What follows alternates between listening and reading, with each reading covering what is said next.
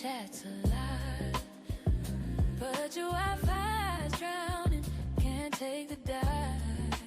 Buffering circles, spinning in the sky. Wildcard's fingers twitching, ready to say bye. Your voice is fading, your screen's gone gray. Wildcard's hand hovers, it's the final play. Nervous, I can't handle the strain. Glitching in the moment, like a broken dream. If you can't connect, then you're out of the scene.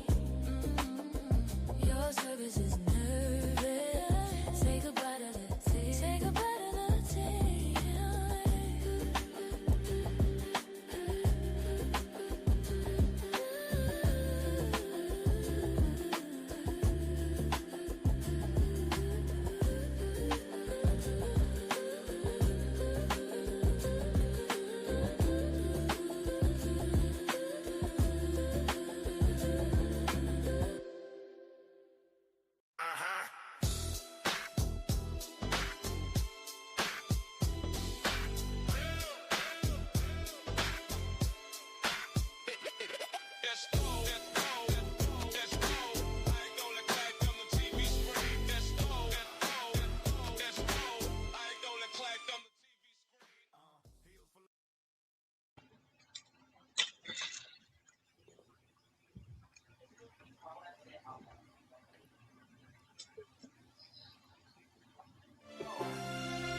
Heels for life on the track. You know what it is. Heels for life. Turn it up. Let it bang. Heels for life on the track. You know what it is. Heels for life. Woo. Turn it up. Let it bang. Heels for life on the track. You know what it is. From the mid-south all the way worldwide, we the force of the heat where the bad guys start. We enforcer in the cut, keep the story in line. DJ T.O. make it John when he gut, that's fine. Wild card talk slick, gotta take some 10 like Skin Gate and bring the chaos in. And get hit right good, then the roof catch flames. To another hit that drop, you remember the name. Heels for life, we don't play nice. Every hot take feel cold as ice. From the belt to the mic, we define it hype. Turn it up, hit subscribe, it's Feels for life. Feels for life. Where the legends alright, every pop, every boot, we on this side. From the boots to the bikes, we define it high. Turn it up, hit subscribe, it feels for life.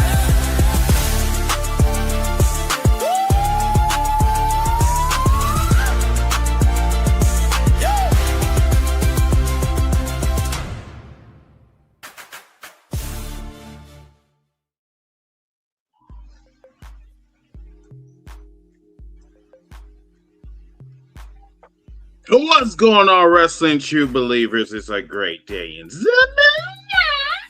It's another Sunday, everybody. We're done with the weekend, unfortunately, but we're here for another episode of Hashtag Heels for Life Wrestling Podcast, episode 324. I am your host, one of the hosts, Mr. Team Brinket. The host with the mostest has arrived. I love it. We got light-skinned guys. We got Mr. Enforcer. We got Mr. Mid-South. That is always right. We have Ziggy that says that he is the face of the company, but he is a heel in real life because he's a Leo. You nigga, you know I had to get your ass. But anyway. But we are glad that you are here to join us for the next 2 hours or so. We got a lot to cover. We're on the heel. We're off the heels of WrestleMania. But this past week, everybody, if you guys have not tuned to the cookout, please join us on TikTok. Follow us, H4L Wrestling Podcast on TikTok. Also, we do have a incentive that's going on. Currently, right now, we are 923 subscribers currently. Thank you, and thank you to each and every one of you for following us. Once we get to 1,000 subscribers, all of our subscribers that's subscribed to our channel will be entering a drawing to win an ECW World Heavyweight Championship belt. And also, we will be giving away gift prizes. Thank you so much. We will be doing door giveaways as well, and also $25 gift card as well. All right. The in the world of professional wrestling, you just do not know about week by week or what you're going to expect. But on this episode, we're going to break down some shit, y'all. The WWE releases. There was a podcaster that literally said in so many words that the, I guess, digital content creators is kind of oversaturated. Why do you want to do this? I mean, it's a legit question, but then it's kind of like brushing people off. Like, you know, it's kind of fucked up. But we'll break that down in a minute. Also, ECW. I'm sorry. AEW has been on fire for the last couple weeks. We are on the road to Queens, Double or Nothing. We're going to get into that. Also, we're going to talk about Dynamite. We're going to talk about Collision. We're going to talk about a whole bunch of shit over the next 2 hours. So remember to repost, reshare, comment, put those comments in the comment section so we can see it. If you ask me those questions that, am I gay? Yes, I am. And I'm not going to fuck you. Thank you so much. With that being said, I just have to put a little disclaimer out because, you know, it just seems like ever since I went bald-headed, all these white dudes have been coming after me, and I don't get down like that. For real, I don't do pink meat. But without further ado, let's get into heel news.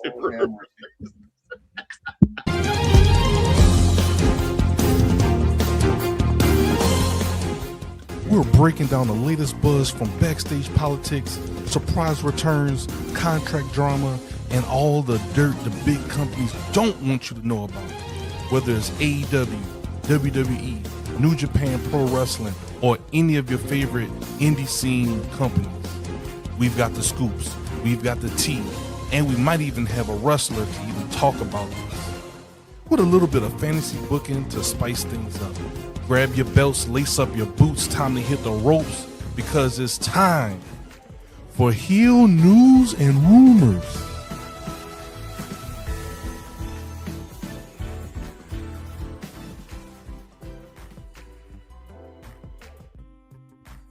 Thank you so much, Ziggy, for that. All right, so, gentlemen, what would you like to start off first? We're going to cover some, do y'all want to do AEW or WWE? Which y'all want to cover first?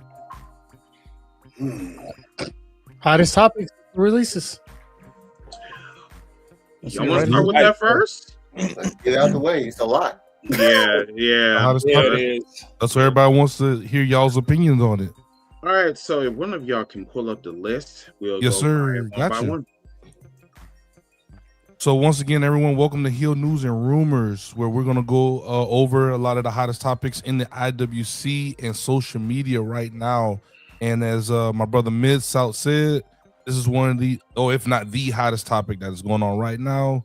Currently is the releases of WWE, as they call Black Friday. Usually this happens after WrestleMania, where unfortunately a lot of people get called up, which means there's a tipping of the scale. People get called up, that means people gonna have to get released, unfortunately. And right here, per Sean Ross Sapp, who has the list of people that were released on it was Friday, right? Or Saturday? What day was it? It was guys? Friday. They always seem to happen on a Friday. Yeah. So as light skin confirm Friday. One of the names at the top. Did y'all want to go through these one by one? How did y'all, or y'all want to kind of pick around this list? What you want to do? Mid-South, Enforcer, Gaijin. We could. I think we could do one by one. I mean, honestly, like what was it? Was it 6 of them? It's actually a group. We could just do that. That's the only group we're gonna do. Yeah. But everybody else, yeah. Some of these people, I don't even know. I don't. All right, so first up, Mid-South, Gaijin, Enforcer, and Community. We'll go with the group first, like Enforcer said. We'll go after the Wyatt Six. We have Nikki Cross, Bo Dallas. We have Joe Gacy. We have Eric Rowan and Dexter Loomis. Being released Friday. My personal favorite out of the group, I really like Joe Gacy. He's somebody I think we should put a star. You know, of course, once again, I hope everyone lands on their feet with these releases. But just me personally, from a fan, I really like the work that Joe Gacy has done. And what do you guys think? Well, I have been watching Joe Gacy for a very long time. Prior to WWE, as a matter of fact. Okay. So I'm right there with you. Joe Gacy can talk. Yes. He can wrestle, but he can especially talk. Mm-hmm. I don't know anything about YS6. I know a lot about the individual wrestlers. Joe Gacy, he needs to be signed almost immediately. Agreed. Nikki Cross can wrestle. I'm sure she'll land on her feet. But Joe Gacy, yeah. As soon as those 90 days are up, somebody needs to snatch him up. I thought they would have kept him. I thought they would too. Yeah. Because like I said, he can talk. Oh, he can really talk. Like the key as Jacob Fatu like to say 100. Just like Mid-South, I watched Joe Gacy. I saw Joe Gacy before came to WWE when he was in Evolve with Unwanted, which also had the members of Eddie Kingston and the first ever black champion AEW Swerve. Dude could wrestle, like I said. Dude could talk. You see what he did when he gave him these characters. He made it work and the best he could do. Nikki Cross, we know she could wrestle. My thing is, with Nikki Cross, just like her husband, I could see her back overseas, in ICW or Progress, something like that. And she do her character that actually got her over there. She was having a bunch of visa issues too at one point. Yeah, because she was going back and forth. Like she remember, she's married and stuff. So, but Dexter Lumis is the one that's in my head right now. Like, bro, this is your second time getting released / fired. Well, Kyrie. No. I'm gonna keep YS6 with. I'm gonna get to Kyrie in a minute. Okay, you had mentioned Kyrie. Okay. Yeah. This is your second time, Dexter, and I got you. I known you before the WWE when you was the stalker in TNA. You had the look of the stalker, and you try to see that work, but you try to go to NWA. That didn't work for you. I don't know where you can land your feet. My thing is with everybody that got released now. I'm gonna say this for everybody as a group. Look at the few that got released last year. They have used their resume of, hey, I was on WWE. I could bring people in, and in the indies they make a name for yourself. So as my brother just said, 90 days. Right now, y'all should put your emails on there and stuff and telling them exactly the days that you are ready. Because I'm telling you, the opportunity is there, right? 100. And but the other one from the YS6 is Bo Dallas. Like, I don't know what's next for him. Because remember, before that, he was not doing no wrestling. He was not doing no indies. He was not doing nothing. And he probably was still grieving for the loss of his brother. So I don't know what's next for him. If he want to stay in the wrestling business or not. That's the one everybody to YS6. That's the question. That's the question. Do they stay together? No. Okay, I'll just. I mean, let's. We know how close Eric Rowan was to Bray Wyatt or Wyndham Rotunda. We know how close he was. Or maybe Bowen and Rowan stay together. Yeah. Okay. Yeah, his brother and brother, Brody Lee. We know how close. So I think that anybody that would like keep the memory of them in the wrestling business alive will be him. Okay. What you think, Gaijin? So I'm gonna speak about the group collectively here in a minute.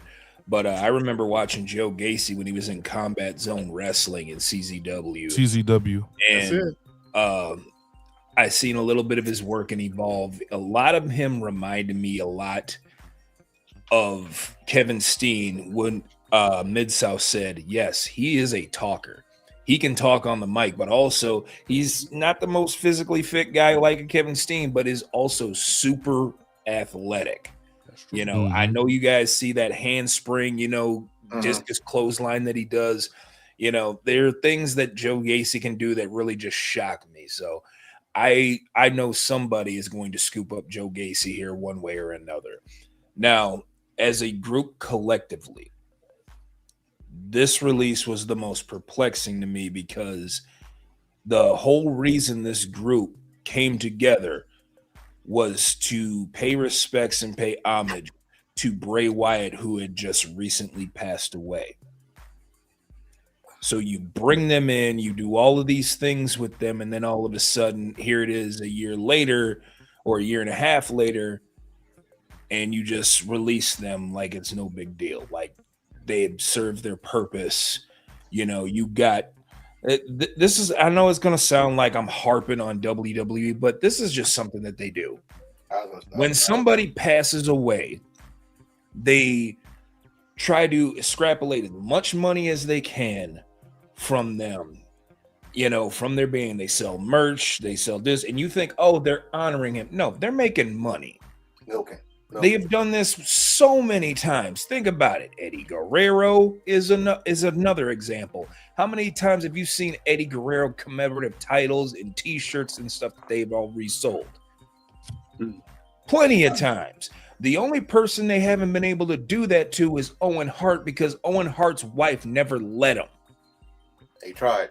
They tried, but Owen Hart's wife said, no, you ain't making a dime off of my husband, who basically lost his life working for you, and you decided to keep that show going.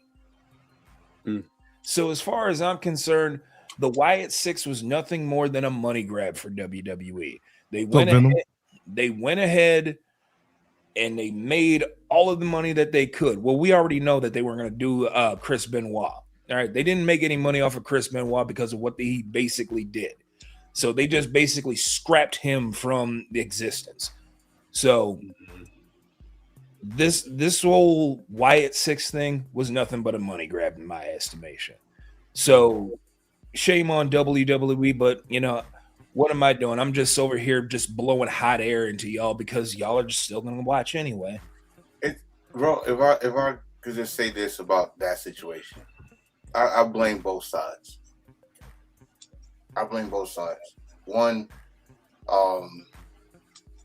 y'all accepted it when y'all did a documentary. Y'all gave them the okay for the documentary, which y'all know when you do a documentary with wrestling fans, it gets them back into the fan like, oh, we need to see this because it was going to happen anyway.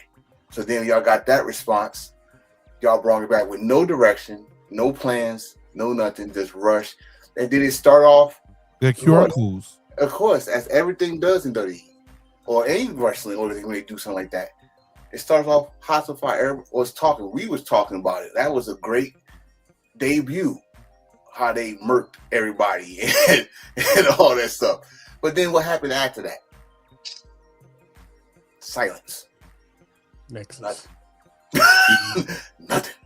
And then you had this, period when they didn't show up on TV, and then they did show up on TV, then y'all try to put them everywhere. Like Lyson just said, if you watch for a long time, this ain't the first time, and scared to say this, but it ain't gonna be the last time. He named one, I can name another. I can name when Scott Hall passed away. I got the two T-shirts right now.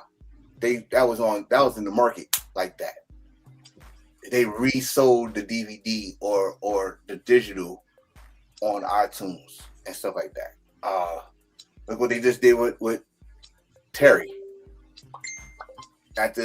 All of a sudden, I seen a documentary on Netflix, and they remember titles and all that stuff. After all that stuff, y'all said, "Oh, we want to stay away from Terry."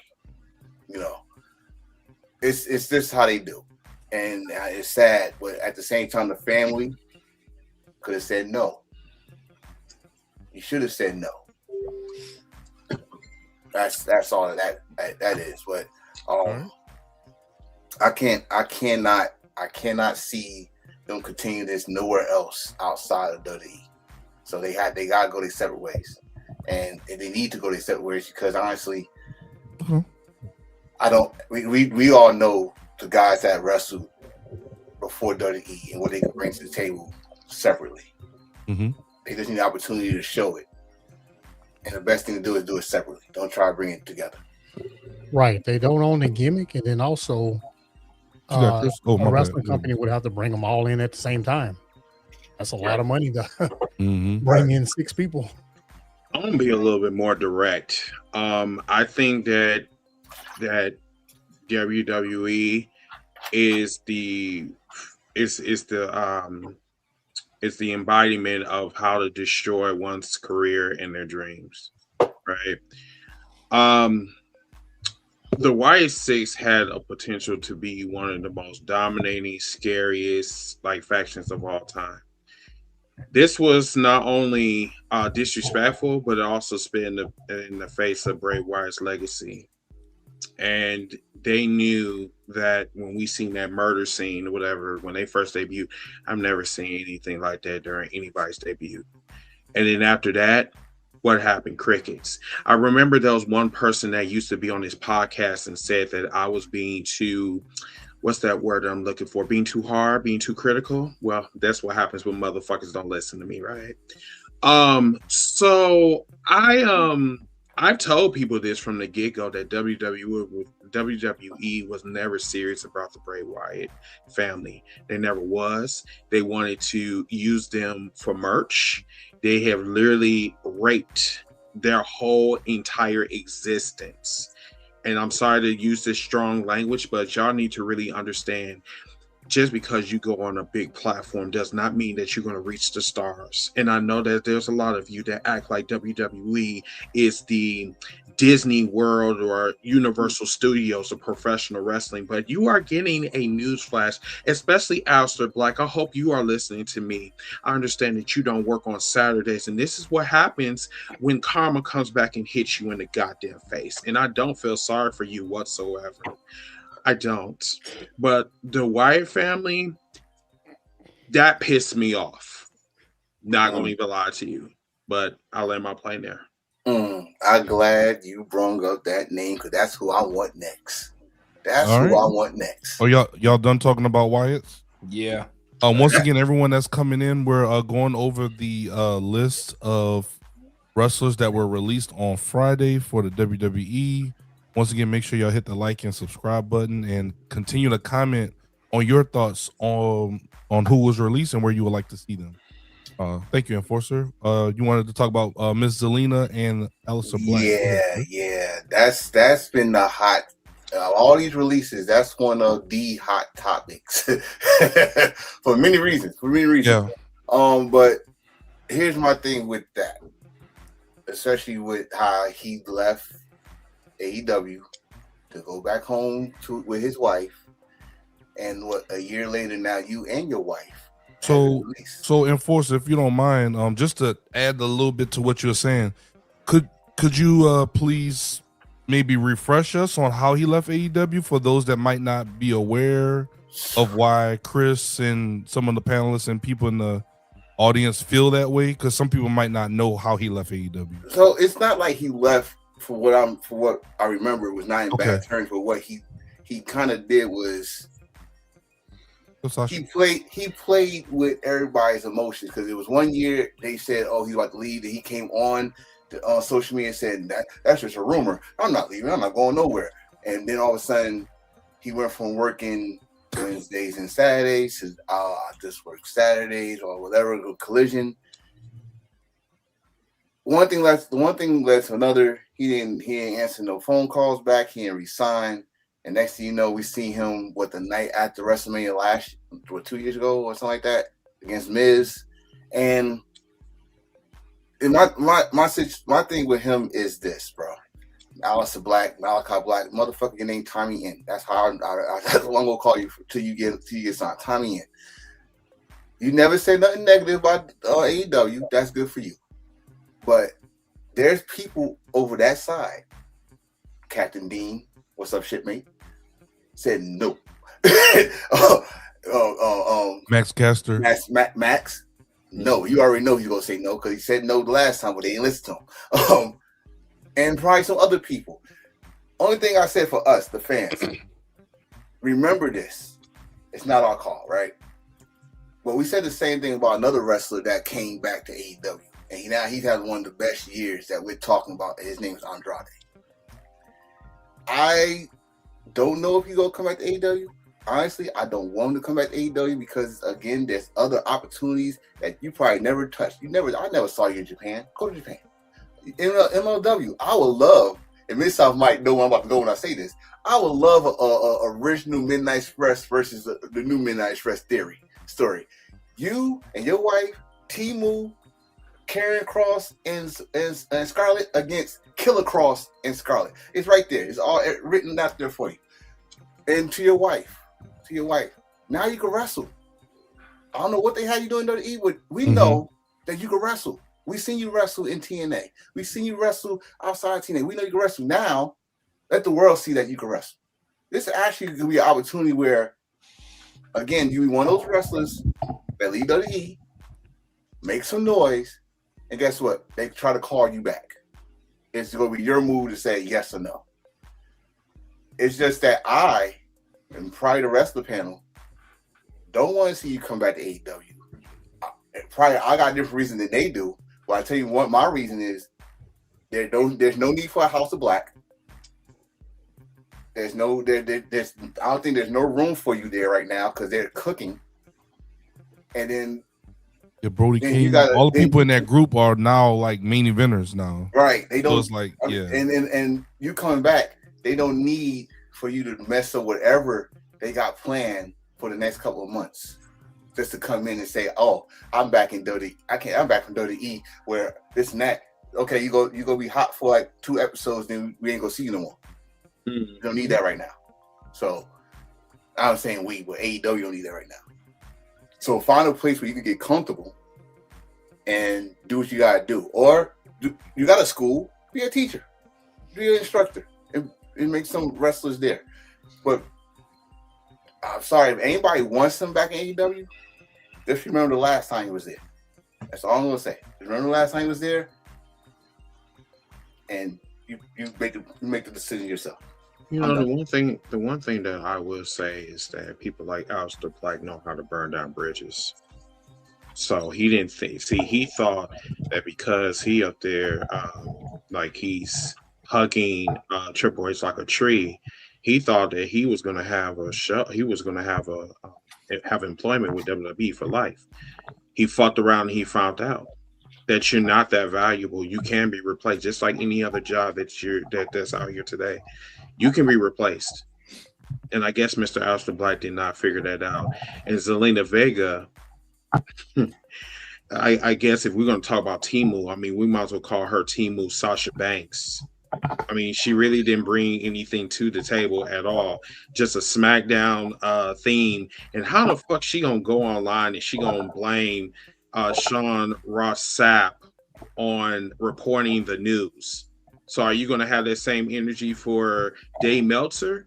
I just really wish that some people, like, you know, I understand that she was upset or whatever, but still have that same energy for all these other reporters that be putting out these, all these spoilers or whatever. I'm just like, she just get on my fucking nerves. Like, I'm sorry that they lost their jobs, but y'all pissing me off with this. Like, okay, I'm gonna keep this energy over here, but not over there. Just ridiculous. But I think the crazy thing about that situation is she didn't know who said it, and she just said the first name that popped in her head, which was him.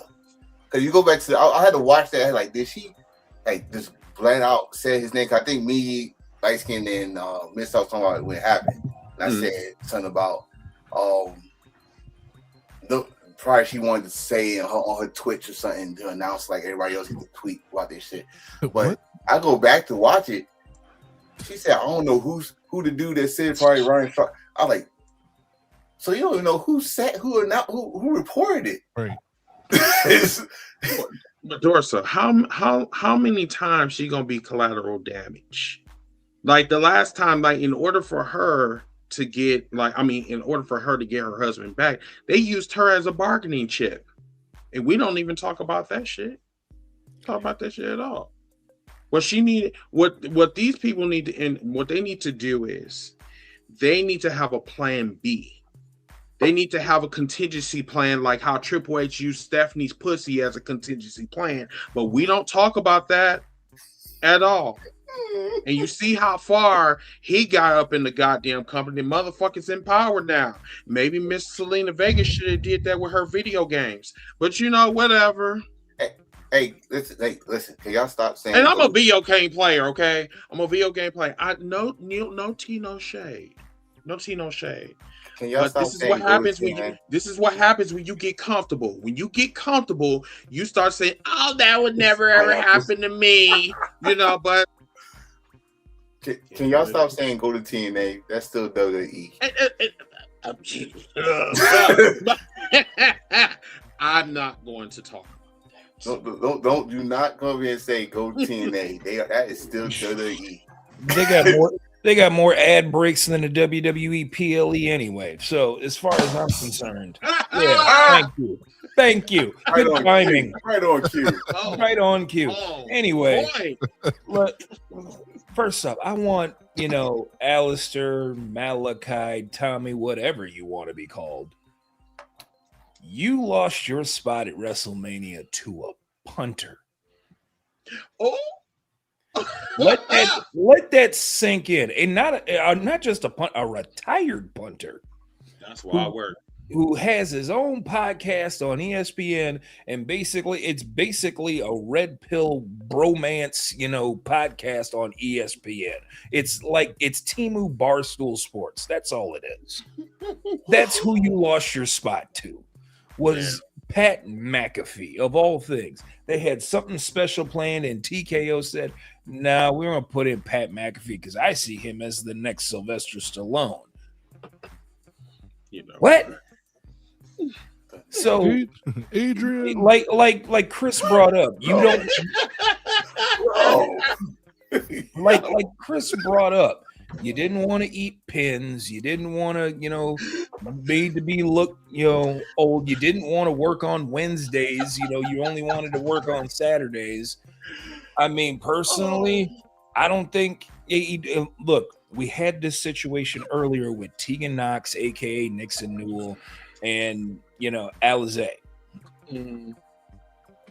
We saw what happened with them. They thought, Tegan Knox was like, "Look, I've been in WWE. I can bring in people. I'm this, I'm that.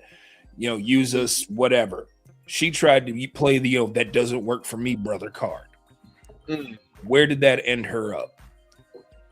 On Twitch, talking about the situation and completely blowing the situation out of proportion. We know everything that came out of her mouth was a lie. Straight up. So as far as I'm concerned, like Enforcer said, go to MLW, go to Japan, go overseas, go to WXW, they're thriving now, Don't go to AEW because from what they have been saying, nobody wants you back there. Darby Allin said it, on a podcast not too long ago. I can't remember the name of it, due to interviewed CM Punk or whatever. But he said, we got the cancer out. Didn't nobody know what they were talking about. Everybody was talking, he's talking about this. Look, everybody who is there in AEW is there to make that place what it is. And that's the alternative to the biggest wrestling promotion on the planet. And it's a good alternative. And I like it the way it is. So, as far as Zelina Vega goes,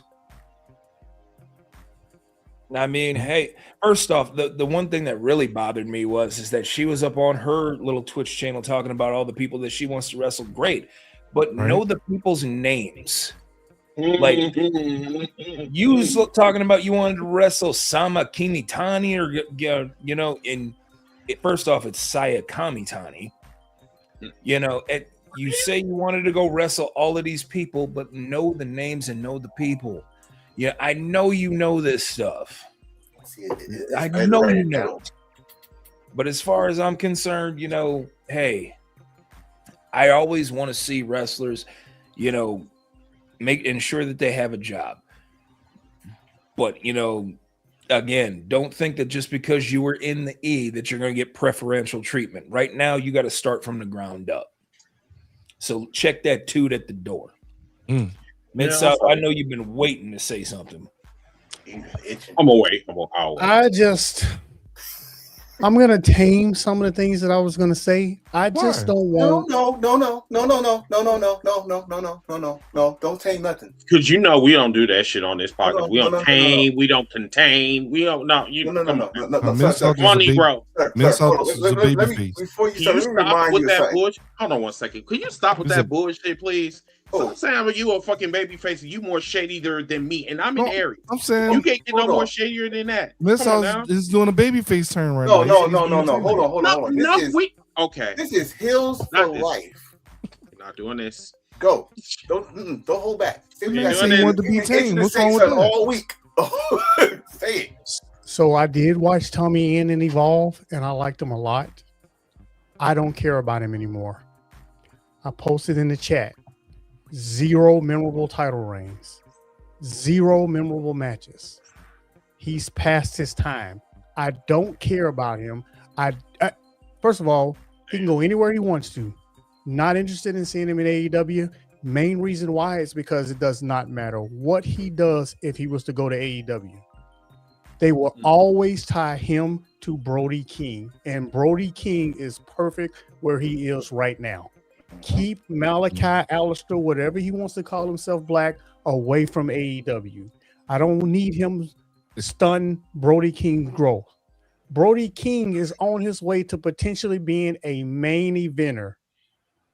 Yes. He's already challenged for the AEW world title. Yep. Twice.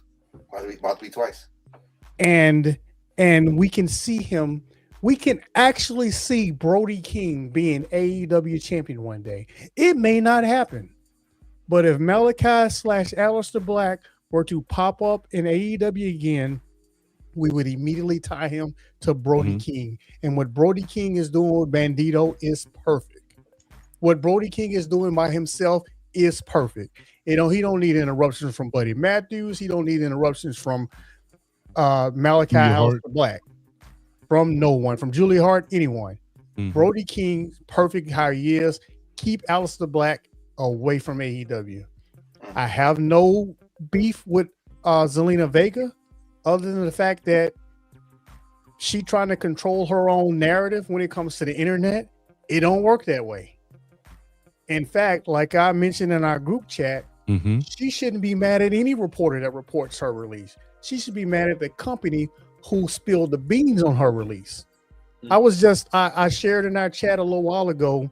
I saw that. We all know who Sham Sharani is, right? Yeah, for NBA. Sports, so, when he reported about Anthony Edwards getting injured, some guy from Fightful retweeted and asked, why didn't they get mad? Why did Anthony Edwards get mad about that?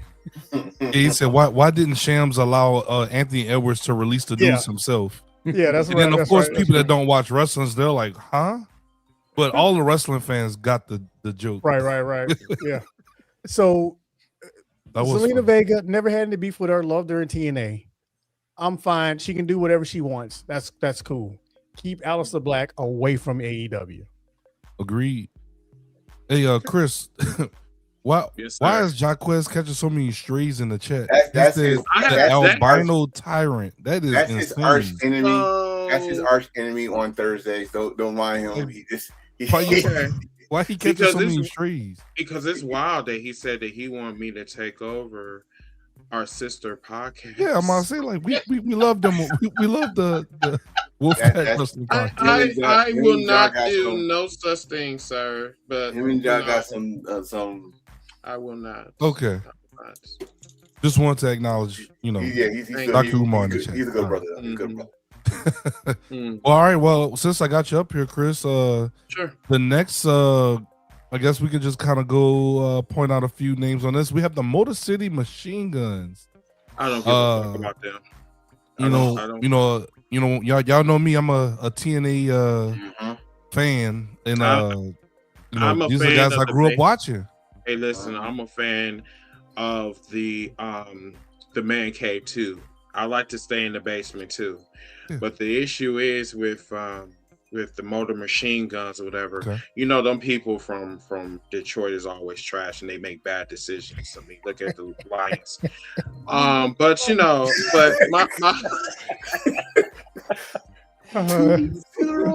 my stay in character, right? So here's the thing.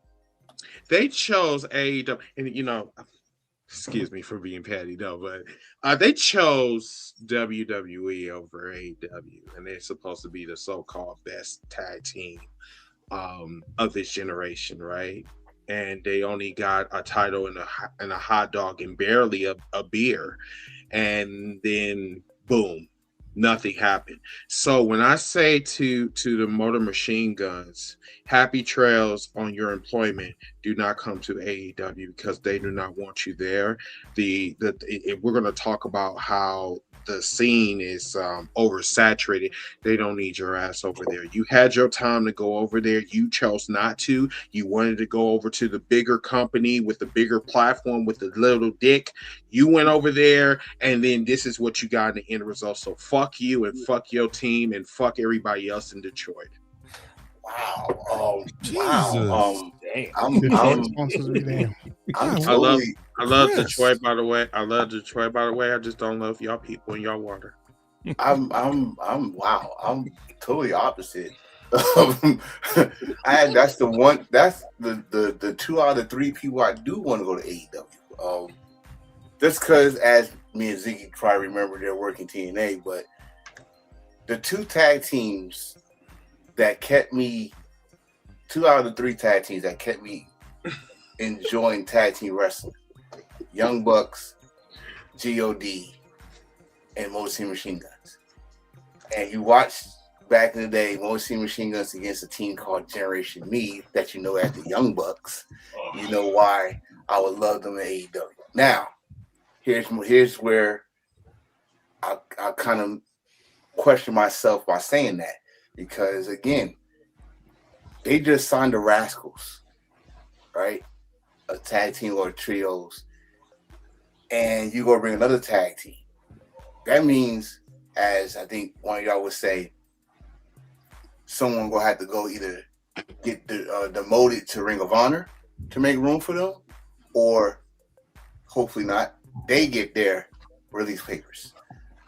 Well, not even release papers, because the AEW, with Tony Khan, I should say with Tony Khan, he give you the freedom to go to indies anyway, so they could do that.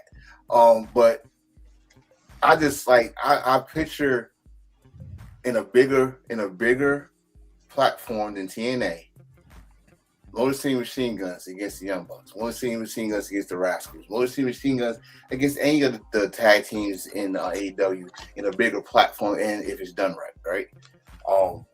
I would love to see that. Now, was I happy when they went to WWE? Hell no. Why would you go to a company that don't respect tag team wrestling? That is well documented that they don't respect tag team wrestling. Look what they did to y'all last year. We got supposed to have a WrestleMania match, and y'all had to do the fucking match the Friday after WrestleMania. So that was your fault. And then they try to put you in this bullshit with Johnny Gargano planking everywhere, and supposed to be Alex Shelley, supposed to have been him and Alex Shelley, supposed to be, I guess, whatever the storyline was going. It didn't go nowhere, because it's definitely not going nowhere now because y'all gone. Mm-hmm. That's the one team I say I would love to see in AEW. Hell, I'd love to see them go to Japan. If anything, they need some new blood in both companies, Noah and New Japan. So, do something. I just think y'all made the wrong decision of going to WWE when y'all are one of the premier tag teams in the past decade, and y'all going to a place that don't respect tag team wrestling at all. And now you gotta look at each other like, damn, what if we didn't go there? Sorry, you did. So the first time I saw the Motor City Machine Guns live was at a Ring of Honor show where both Kevin. where both Chris Sabin and Alex Shelley took on another legendary tag team in Mark and the late Jay Briscoe in the Briscoes. And that match was absolutely phenomenal, you know. Like Enforcer said, I don't know why they chose to go to WWE. They probably thought, hey, we're on a bigger platform. But guys, you have to remember, WWE does not respect tag team wrestling because, as Enforcer brought up, the tables, ladders, and chairs match that you guys did was put on free television and not on the pay-per-view, not on the biggest showcase show of professional wrestling, whatever. WrestleMania is the goal. And the last time a tag team was showcased on a WrestleMania was the year prior to that, or 2 years prior to that, with the Usos, Kevin Owens, and Sami Zayn. That just goes to show you exactly how they feel about tag team wrestling. Now, granted, yeah, they had, as a matter of fact, I don't even think they had a tag team other than the women this year. They had no male tag team title matches in this year's WrestleMania. Just the women. Just the women. And it was in a multi-woman match. And it wasn't even for that long. That just goes to show you what they think about tag team wrestling. You guys are probably one of the best tag teams that I've ever saw go up against the Young Bucks, going up against some of the best teams from Japan. You know, I believe they are former IWGP Junior Heavyweight Tag Team Champions. Yes. So, as far as I'm concerned, yes, go back to Japan. Go back. If you could, I would say go ahead and compete in the best of the Super Juniors. But like I said, I don't think your 90-day non-compete will allow you to do that. But there was a little rumor floating around that at the end of this 90-day non-compete clause, the final week of July, they're in Detroit. Yeah. And it just magically appeared just out of nowhere. So if you do go to AEW, I'll be happy. But again, like it is in WWE, when somebody comes in, who's on their way out? He likes it. Who's second place? You want to know? You want to know something about that magic that you was talking about? Is magically delicious, motherfucker. I mean, Lucky Charms are always magically delicious, but you know that chocolate marshmallow mateys. Sorry, I had a fat moment for a minute. All right, Miss, I can go. So I love the Motor City Machine Guns, but the problem is, well, I'll say this. Let me say it like this first. I love the Motor City Machine Guns. I can see them in AEW. If there's any tag team that's unsigned that fits AEW, it's the Motor City Machine Guns. Problem is, they don't fit right now. They just don't fit right now. Simple as that. Maybe down the road, sure. Even though they're likely going to be signed in July, I'm sure it's going to happen. But right now, they'll only get in the way of somebody else. And I don't care. I don't mind saying that. They will do exactly what Light Skin just says. What I always say about when WWE signs somebody, who is it in the expense of? Same thing applies to AEW. If they sign the Motor City Machine Guns, somebody's going away. And I don't necessarily mean getting released. They just won't appear on TV. There's only so much TV for talent in the first place. And AEW only has 2 major shows. So they come in, somebody else goes away. Personally, like I said, I love them. I'm not real interested in, well, I won't say I'm not interested in seeing them right now. I just don't think they fit right now. I think you can hold off on the Motor City Machine Guns. There's plenty of other places they can wrestle. Yeah. They don't fit in AEW as of today, only my opinion. Hey, let me, hey, Kev, you said you don't understand that question, right? So he's talking about last week where we was just dog walking WrestleMania. Bro, you must be new to this show. Okay, so let me educate you on this show. We care about all wrestlers, no matter what company. But when you got these releases coming out of nowhere, and especially when someone was in the middle of a storyline, help us make it make sense. Excuse you? We care. We care. No, the fuck I don't. Who the fuck told you that? We care. I don't know the fuck I don't. Who the fuck told you? You know what? Ever since you got this bald head, you don't care about nothing. I don't give a fuck. Oh, let's change his tag to heel. No. That's the real heel of the show. But no, I really think that I don't give a fuck about some of these wrestlers. Do you see me doing having some pom poms and doing jumper jets for Jade Carter? I don't give a fuck about her. I don't. And damn the fucking sponsors. Listen, I'm gonna tell you like this. Our audience is going to get the uncut and uncensored version of myself. Okay, Excuse me. As far as my other content creators, I love them. I do, but I don't care for some of the wrestlers. Some of them. I just want to put that out there. Disclaimer. You can move on. Let me change my words because actually, I witnessed this. Me and him witnessed this, so I witnessed this. We're gonna say most. We're gonna say most. Not That's all. better. That's better. Because some of y'all are some jackasses. Some of you wrestlers are jackasses, but I'm talking about most. I'll say me personally. I kind of agree. I partially agree with Chris. There are a lot of wrestlers I don't care about. Like Brock Lesnar, for example. I don't give a crap about him. Wow. So there's always going to be some wrestlers that I don't care about. Some of these wrestlers that I don't know, I'm not saying I don't care about them, but I'm not going to lose sleep over them getting released. Hopefully they find work somewhere, whether it be in wrestling or not. But the Motor City Machine Guns, which is the current topic, I've been a fan of them for a long time. So I do want to see them show up somewhere, even if it's in AEW where I currently don't think they fit. Since we are still talking about the very next person I need to talk about that I think could fit in AEW that I actually want to see in AEW, and I want to agree with a guy named Kenny Omega that actually wants to bring that person in. Kari Singh, all right. Hold on right quick, Enforcer, before we move on to the next one.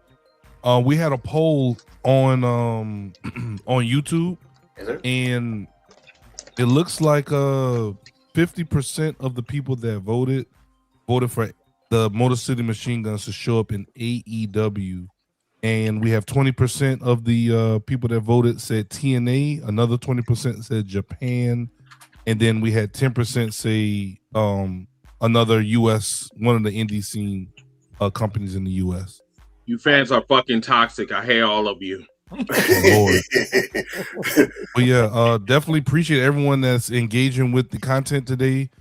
Please continue to do so, and we'll turn it back over to you, Enforcer.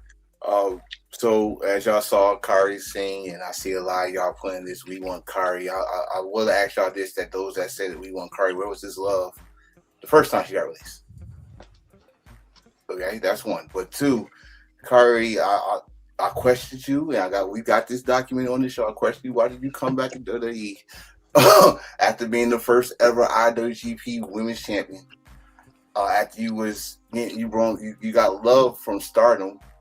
I did not understand it, but it's cool. It's cool because now, you heard it. You heard it. It's out there, and answer your phone when your 90 days are up.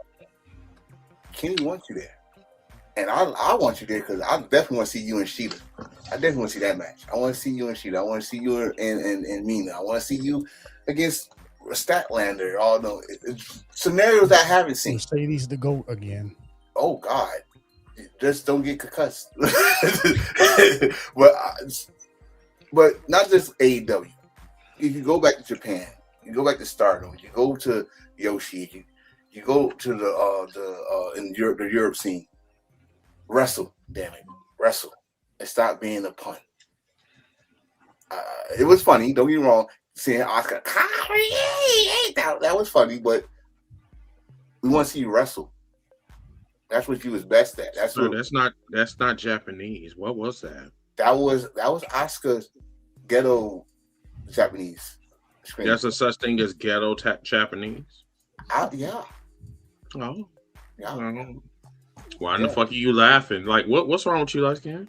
Aren't you part Japanese? Ain't you? I was gonna say he just do not know. The ghetto Japanese, like there's some Japanese woman out there standing out there with her hair in rollers and a hairnet. You saw Kung Fu Hustle and some slippers. You saw Kung Fu Hustle. You saw Kung Fu Hustle. Yeah, I did. Wow. I saw it. But again, I'm shutting up now. In China, not Japan. Let's get our Asian countries correct. I know. It's making me sound like I'm racist. So Willis said, not everyone was released. Some of them, their contracts were just up. So some of them might not be waiting 90 days. I mean, that's a good point. Either way, a lot of these were kind of like Kyrie's the one I really want to talk because I just did a video about this. Mm-hmm. The hashtags we want Kyrie, I get it.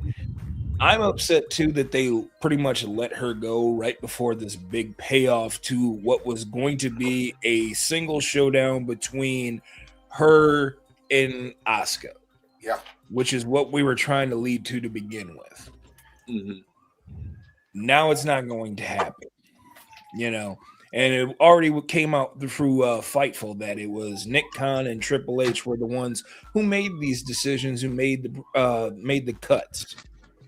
So you mean to tell me that these guys who don't really actually think about who's involved in what storylines before, they know exactly who they're cutting? Wait. Hold on. Didn't we just get a report that TKO was in charge of creative control? Listen here, like the whole, TKO. How many times do I got to say it? TKO, WWE, UFC, they are all intertwined into this evil, Legion of Doom. As far as I'm concerned, they are one and the same. I don't care. When you mention Triple H, he's TKO. He's the WWE harsh portion of it, but he's TKO. This man said, "Listen here." That's right. Don't make me come over there now.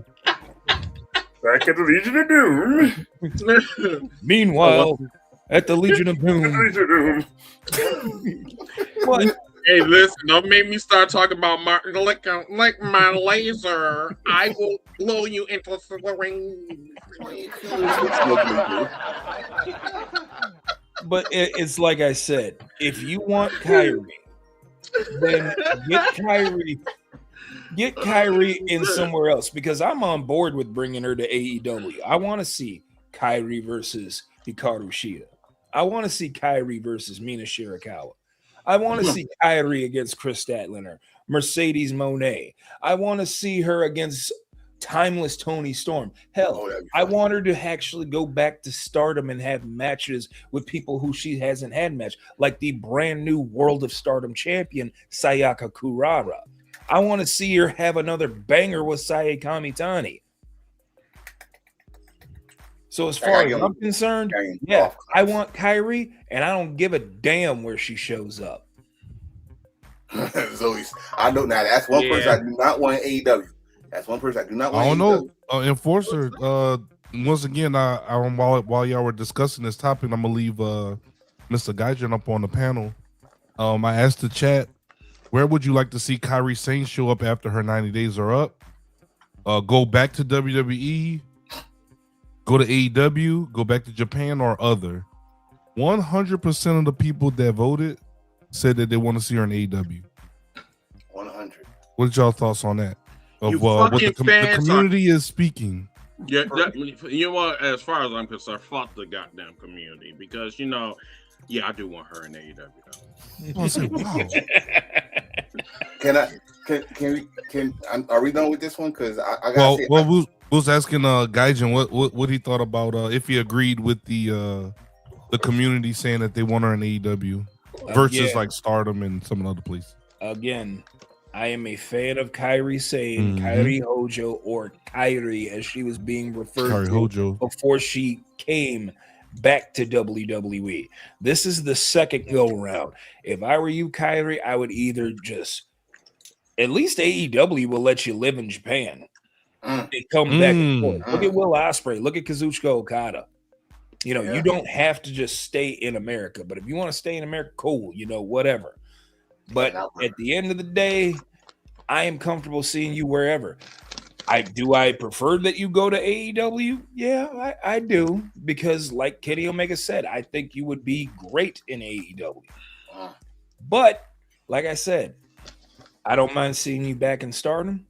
I don't mind seeing you in Marty Gold because I know you have a relationship in history with Rossi Ogawa. No matter, you know, how creepy I find that man.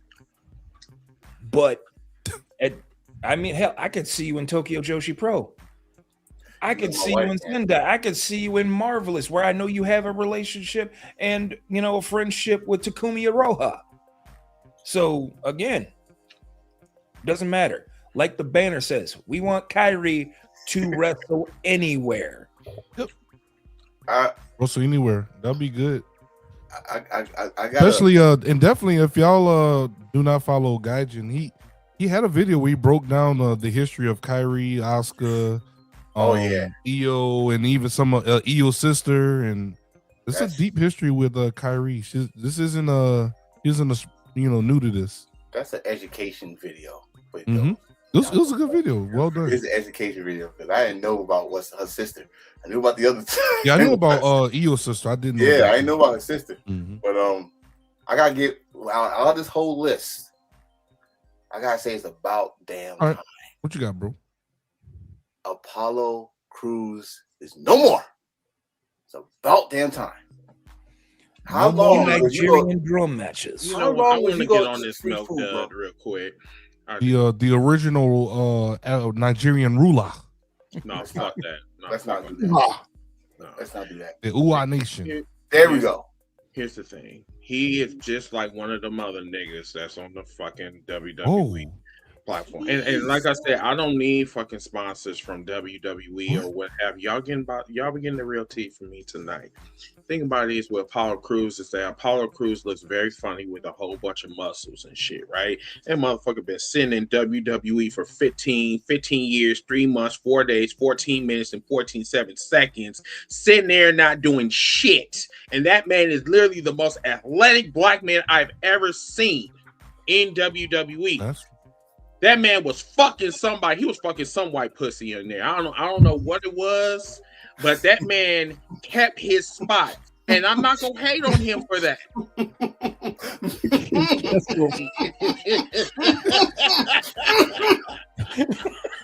Okay. Bruh. The sponsors. They appreciate it, BJ. Yeah, I couldn't even finish my thought. Okay, that's funny as fuck. Okay, I think I'm letting my point with that. We need to think of the sponsor sound. I just need to keep teasing him now. Yeah. Someone think of the children. Please think of the children. I'm sorry, y'all. Like I'm infuriated. Like this whole some list. of the some of the releases, yo, is like they make sense, but then some of them been like, you've been here for all this time. You've been here for 2 fucking days. You've been here for 2 decades. Yeah, Chris. Some people was asking like, "Where's Nikita Lyons?" She's your OnlyFans. What the hell you mean? Where's she at? See the thing. Okay, so we talked about this in the cookout, right? So she got 1 million followers, right? And because someone like Willis that's in the comment section, oh, she got yams, like type of shit, right? They. Shut up, Miss South. So it's like they only use her to glaze their dicks, basically. You know what I'm saying? No, wrong sound. Right. That was the right sound.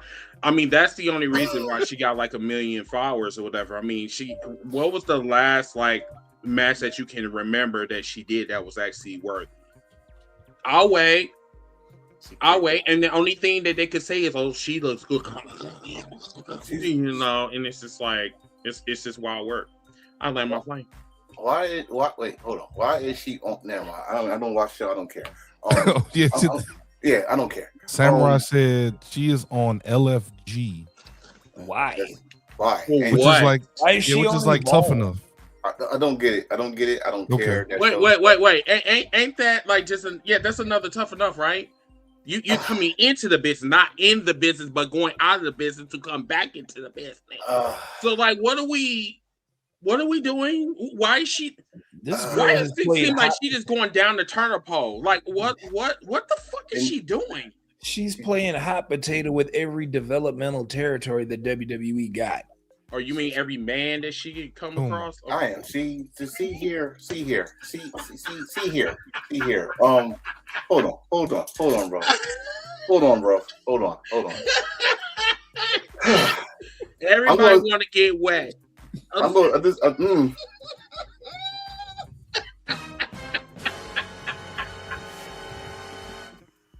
We're still on this, and we've been talking for over an hour on this damn list.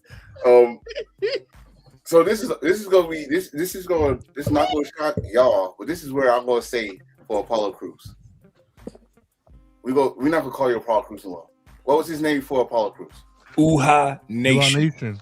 Uha Nation. Do not go to AEW. Do not go to MLW. Mm-mm. Do not go to Japan. Here's where you're going. Ashe Wrestling. You're going to Ashe Wrestling. I didn't think of that. I ain't even think of That's where you should go. I ain't even think of that. Nowhere else. Remind people who the hell you are. But at the same time, bring Ashe Wrestling to another level. That's the place you will fit in and need to be at. And now we're talking about Nikki Lyons' Instagram whole stuff. That's all I want to say about Apollo Crews. I feel like we're about to wrap up on this list. Yes, so I just want to talk about the one wrestler that I'm not saying he's the only one that I want to see in AEW, but I'm going to talk about the one that I would sign first. And that's the former Santos Escobar, who I only know him as Phantasma. Ooh, yes. That's who I want in AEW. That's the guy who should have originally signed with AEW before he signed back with WWE and got released less than a year afterwards. Phantasma is perfect for the CMLL AEW relationship. In fact, if he were to sign with CMLL and do the whole dual contract, he would be perfect for Forbidden Door that's coming up. See, he only had like a 6 month or 6 month. He was on Lucha Underground. Yes, he was the Manhunter, the Hunter. Mm-hmm. Yep. I do remember. Okay. I'll put it like this though. If he do come, that would be a perfect fit just for the CMLL AEW relationship. Mm-hmm. They've been selling out Arena Mexico on a weekly basis, and he's still a top name in Mexico. You saw when he came back, they did a AAA show. He got damn near bigger pop than Dominic. You know how for some reason Dominic's the most popular down there. So that's definitely a good sign for them, but mostly for the CMLL relationship. I definitely like that. Okay. Agreed. What about Zoe Stark? That one I was kind of upsetting too as well, because she had just got cleared to wrestle again, and they just said, "Nah, it's okay. We're just gonna release you." You want to know why? She got released? She found God, and the devil and his demons don't like when people find God. No, I mean, when you find the devil and his demons, I mean, you were in the right place to find it. And I'm not even religious. Wait, you said that God changed her lipstick?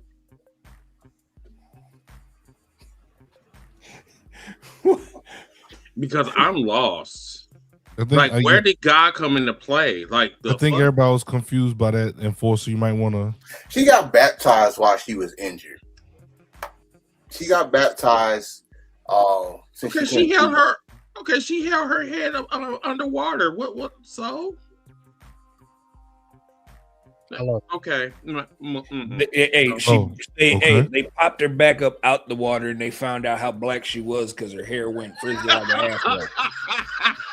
It turned into this right here. Dude, shut up! Shut your face. Only 2% black. Shut. Oh my! This motherfucker, dude. It's 2%, sir. Dude, 2%. 2%.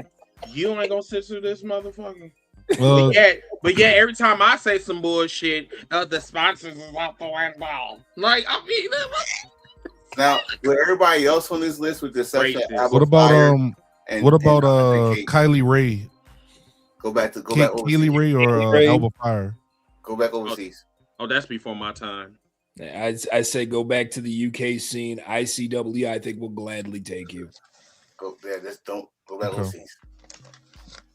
Yeah, that's I think that's pretty much everybody else. Everyone else is was developmental. Homegirl now, so you ain't gonna fit just like she ain't fit. None of them people below Alba Fire.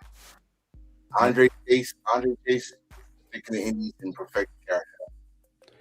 Whatever happened to Duke Hudson? Because I liked him. He's in Australia. Mm-hmm. Okay. I would say bring back the Bravado brothers when it comes to Andre Chase. So I remember they were a hell of a tag team in Dragon Gate and Evolve. Okay. Can you I'm gonna have to look that one up. That's new. I'm not familiar with that. Andre Chase to NXT. So fellas, did y'all want to take before we go to the other subject and run down the list and make sure we not gonna forget AEW. We have to go over it, so be it. That's more content for us. We're gonna take an intermission for about 4 minutes, 3 minutes, something like that. Mm-hmm. That's cool. Okay. Yep. Mm-hmm. So everybody will be back. We're gonna take an intermission real quick and get some drinks, kind of, from the list of fuckery, and we'll be back in a few minutes. Stick around. Thanks. Commercial break.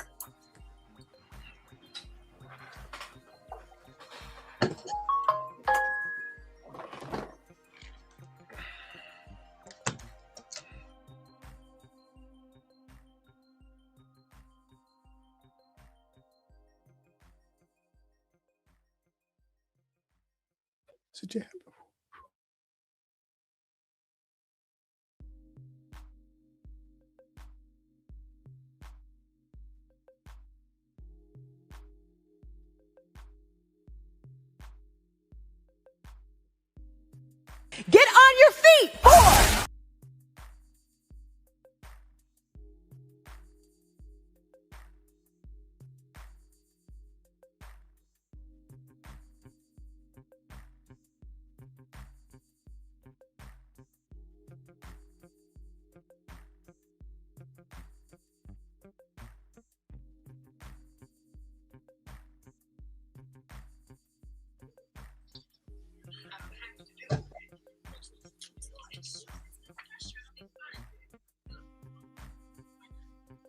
Going forward, so while everybody's on intermission, any thoughts on the NFL draft? I'm gonna just go ahead and come out and say it. And these Saints looking good, big dog. You want to talk about the draft? Let me tell you something. We got another 3 minutes on the timer. Just quick thoughts on your favorite team's draft, NFL draft. I didn't watch that shit. I like what we did. I like what the Giants did. Actually, I like what outside the Giants. I do like what the Jets did in the first round. That was crazy. But I am going to talk about you damn Eagles. Well, not even the Eagles, the Cowboys. Y'all had a good pick, and then y'all let the Eagles steal y'all second pick, and it was glorious. It was glorious. Well, the Falcons didn't even have a first round pick. Falcons or the 49ers. 49ers trade all their picks, but they got more players. Like it was interesting, man. It was. I did a live reaction. The surprise of the first round was Ty Simpson going to the Rams. Like I was surprised at that. It was another one. But the crazy thing is, in the first round, it was not that many quarterbacks. There was only 2 quarterbacks picked. Usually, you have more. Yeah, Mendoza come out first. Of course, we all knew that. Yeah. And who was the second one? Ty Simpson. That's right. Which a lot of people did not see him as a first rounder. But the Rams said, "Listen, we know we got Matt Stafford for probably maybe a year or two. We need to have a quarterback." Falcons got good picks. They did, but y'all want to talk about that that storyline that's going on in the White House where that stage. Yeah, you talk about that stage? Cheeto almost got shot again. I'm gonna leave that one alone, but all I'm gonna say is release me from this genjutsu. Okay, because we know Ziggy cannot talk about it. So, I forgot. Was it light skin release? Which one is it? What's this? I said Naruto sign. Release me from this. Yeah, release. I'm gonna keep my shit short and sweet. Y'all could talk about it.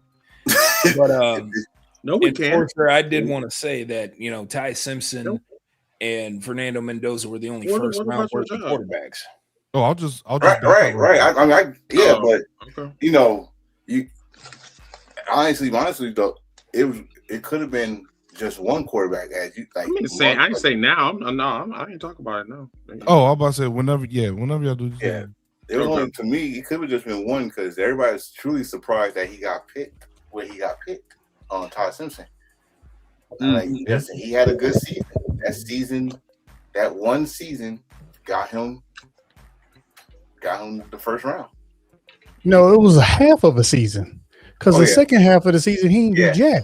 Yeah, but let's play this. In that first half, I'm trying to think what game was that. I think was it the Arkansas game or probably the Georgia game. Mm-hmm. Right. No, didn't they lose to Georgia? Nope. Okay, so it was the Georgia game then, because he, in fact, I think it was around that first half of the season. He was also a Heisman candidate.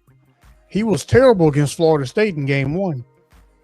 They got whooped by a 2-12 team, 2-11 team, and then they had a winning streak. Mm-hmm. I mean, but see, that just shows the difference because then Florida State showed who they really was. After that, like, oh, there you go. So all y'all did was surprise Alabama. Now, Falcons not making the playoffs, big dogs. No, bro, y'all this year. Y'all had your chance this year. It's going to be the Saints. The Dolphins not making it this year either. Yeah. Who that? This is rebuilt for the Dolphins. Like. Okay, enough of this Saint talk. Are y'all ready to go back? Saint talk. Yeah. Before we we have 80 people currently watching us, but we only have 7 likes on YouTube. If y'all don't mind, help us get in the algorithm. Hit that like button, hit that subscribe button, and make sure y'all click the bell notification so that way you can be notified whenever we go live. Please. Like today. Yeah. Please. Today. And also shout out to Rafael Mendoza on Facebook for hitting the like button over there on Facebook. That helps us get in the algorithm as well. And then shout out to everyone on X. We have a lot of people over on X watching right now. Thank you as well. And those that watch us on Twitch. Man, we everywhere, bro. We everywhere, Chris. Yeah. Just do me a favor, y'all. Let's at least get about like 30 likes, 30, 40 likes. Share this around, share, repost, comment. Please. Let's go hard for the next 45 minutes or so. Hey, Miss Okay. Southeast even gonna do a nice little graphic for y'all to remind you. Look at Right. that, See? Yeah, appreciate it, Miss Out. Look at that. Exactly. Like, subscribe. There you go. Ding ding. Right. Yeah. So when you know that, it's like, ding ding. It's just like a door stopper. Ding. Type of shit. You know what I'm saying? Whoa. The fuck? I just want to put it on the What's side. the What's the next? All right. Still on news and rumors, guys. Once again, thank y'all for everyone for allowing us to take a quick little intermission, stretch our legs a little bit. We getting older, bro. We can't just be sitting in these chairs for 2-3 hours at a time. My butt cheek. Thank y'all. It's like, Miss Out was right. What was he right about before I pushed the button? Fuck. Y'all gotta at least say what he was right about. What was he right about? Yeah, don't be sad because he's cute.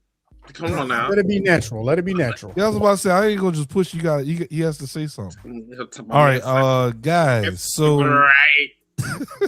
He just want to hear the song. That's all. He just want to hear the song. That's all he want. We're not taking no motherfucking music questions. This is not the box. Yeah, he was like, play it. I'm like, well, Wow. I gotta wait. Yeah. Yo, some of y'all, that was before y'all's time. I don't know about you had to use a house phone to call. You know, that's like 25 cents per call. I call collect. Yeah, man, I'll call y'all back about 9 o'clock. So I get nights and weekends. L-A-T-T. Use a landline. You know what a landline? And if you was in Milwaukee, it was on channel 8, that fuzzy shit. Yep. You have to turn the antenna to the left and to the right. Make sure you get the antenna. Lord Jesus. That was also before y'all time too. Please listen. Be thankful that y'all got like digital, okay? Because analog is trash. Dead ass. We was inventive. We had wire hangers and aluminum foil and little. I remember aluminum foil. We had little cousins. We had little cousins, little sisters. Hey, hold it to the left. Stay right there. Don't move. You remember that Married with Children episode, and Al Bundy was like Fox viewing positions, and they had like old antennas all across the house. Yep, it's funny as hell. That was a good times. But no, let's go into all right. Let's go to AEW. We have some more news. Yep. Once again, coming out of WrestleMania. We have Backlash, and one of the things that one of the posters put on the Backlash poster was they saying that do y'all feel like wrestling promotional posters lack creativity as they used to back in the day? Like for instance, they're saying that there's no more, at least in WWE's case. They're saying there's no more creativity, no more style to them. It's just guy posing Backlash. He said back in the day it used to be like, explosions. One guy said Public Enemies podcast said if it was 2008, this poster would have been Roman Reigns punching a shark or him in an empty field with the Grim Reaper sneaking up behind him. There's no soul in these posters anymore.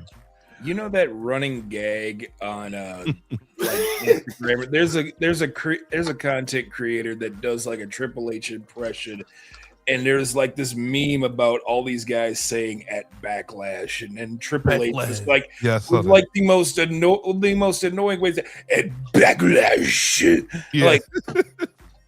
And they were all looking at him like, "What the hell are you doing? Just say at Backlash, motherfucker!" Like, damn, that's what that poster reminds me of. You just put Roman Reigns, some tropical stuff behind him, and then you could just hear the poster say back to you, "At Backlash."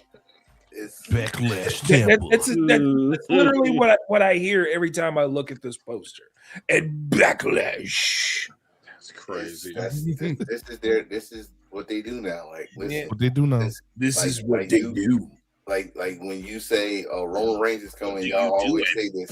Why we do what we do at Backlash. What you do. Make your appearance. When he makes an appearance, that's 1 million views. So like, all we need is a picture of him. The letter Backlash. That's it. They're come. Like, that's how they listen. That's how they treat y'all anyway. I mean, but this is the lazy era. Like, dead ass. This is the lazy era. So, I mean, look at WrestleMania. WrestleMania looked like a bunch of Legos and whatever from Super Mario Galaxy. Like, what are we doing? The promotional poster had, Diddy on the cover with a bunch of his, with day 26 all behind him, and they were playing poker.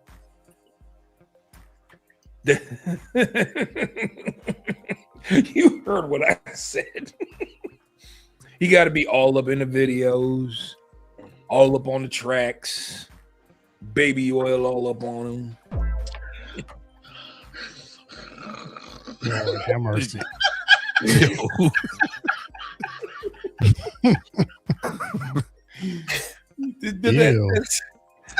That's all it is.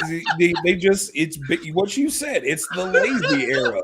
What are we gonna do about this promotional poster for Backlash? Well, we'll put Roman Reigns on it and a bunch of tropical shit.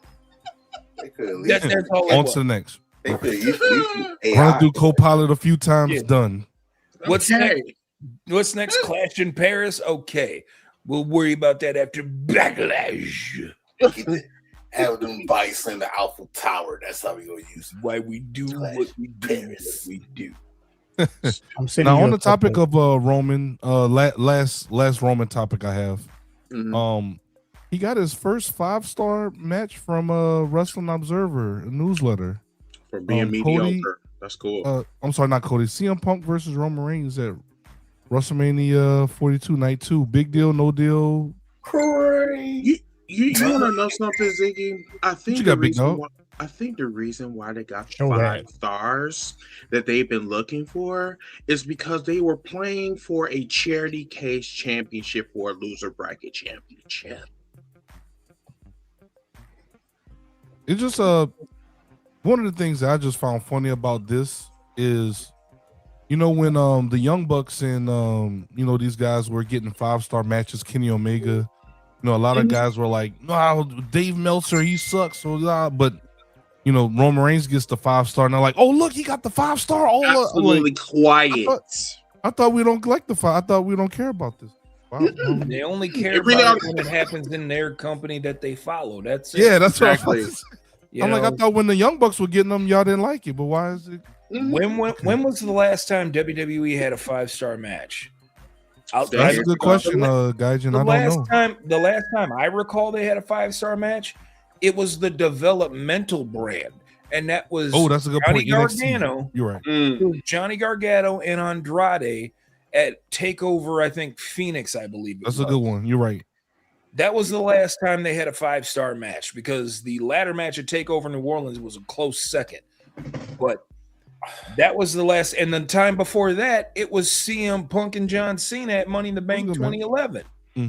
So look at the just time frame of those 5-star matches, and then here you are complaining about, well, there's not enough 5-star matches, because we keep trying to tell you wrestling does not take precedence in WWE. When they actually do take precedence of it, it actually works. This was a moment where it actually worked. I agree. Like, the match was good. I think it was worthy of a 5-star match. But again, you only care about it when it's happening in WWE.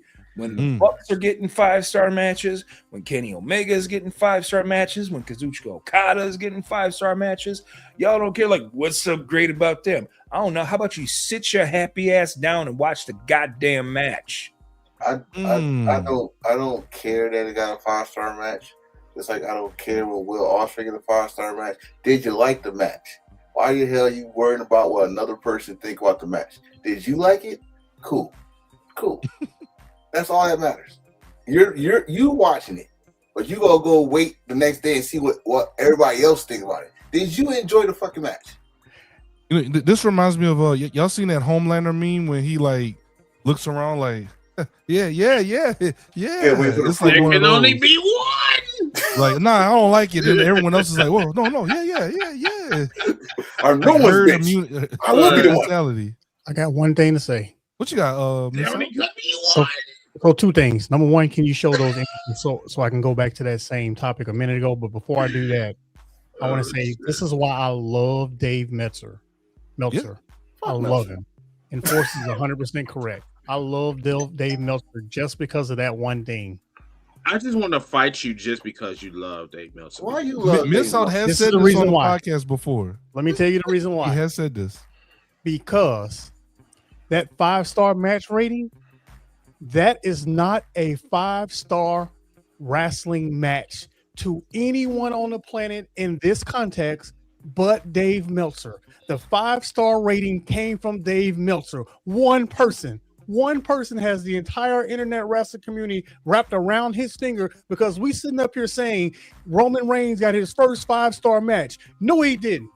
He got his first 5-star match from one person, from Dave freaking Meltzer, and he has everybody going insane anytime he gives Kenny Omega or anybody a 5-star rating when it's just his. Literally anybody on the planet can say that Cody Rhodes had a 5-star wrestling match if his match was 30 seconds.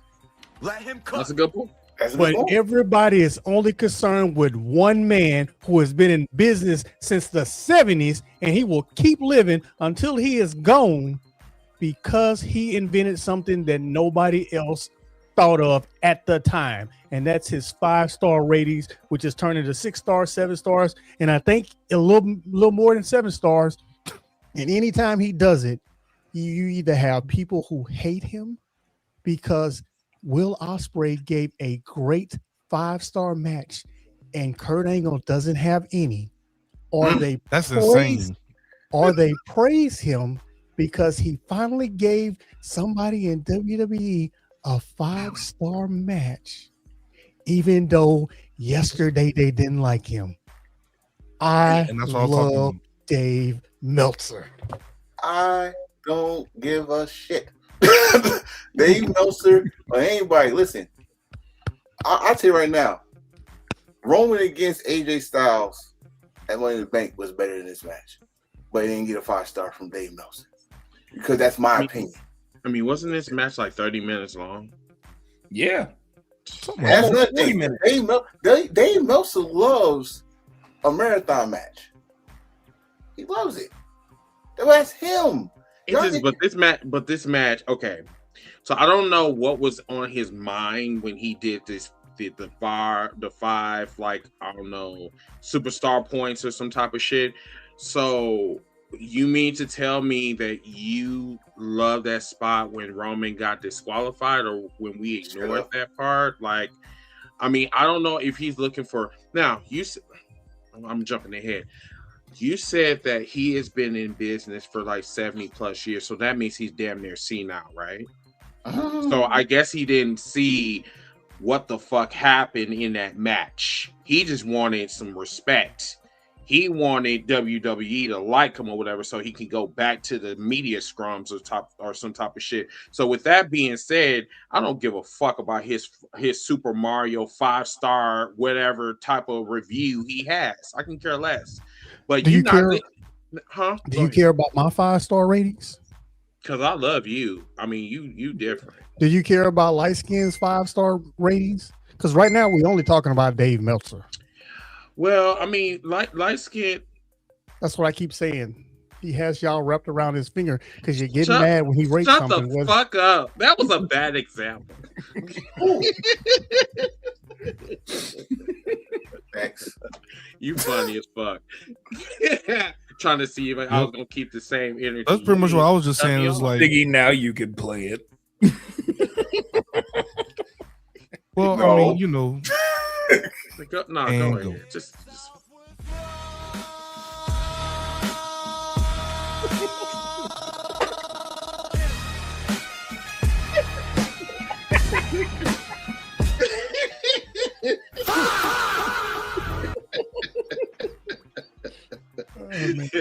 Yo, you're welcome. Oh shit! And then, Miss out was cooking. Lunatic. That's for you. And then Crazy Lunatic talk about some motherfucking finally. You are trash. Finally. He's been waiting all night for that. Wait, hold on, wait. What? Why you disagree with what Miss out had to say? Ooh. I don't see nothing wrong with what he said. Who disagree with him? Marcus Taylor. What? Where do you see that? Hold on, what's that? He was laughing at him for what he was saying. He's not disagreeing with him. If I said the sky was blue, he'd say, "No, it's not. It's teal, or it's light blue, or it's something else." You can't help how people interpret things that it is what it is. That's not this out. Yeah, okay, we can move on. What's the next? Enforcers on the ceiling. Yeah, he's upside down, like Joe Gacy. What the fuck? I just noticed that. I didn't even notice it until he said it.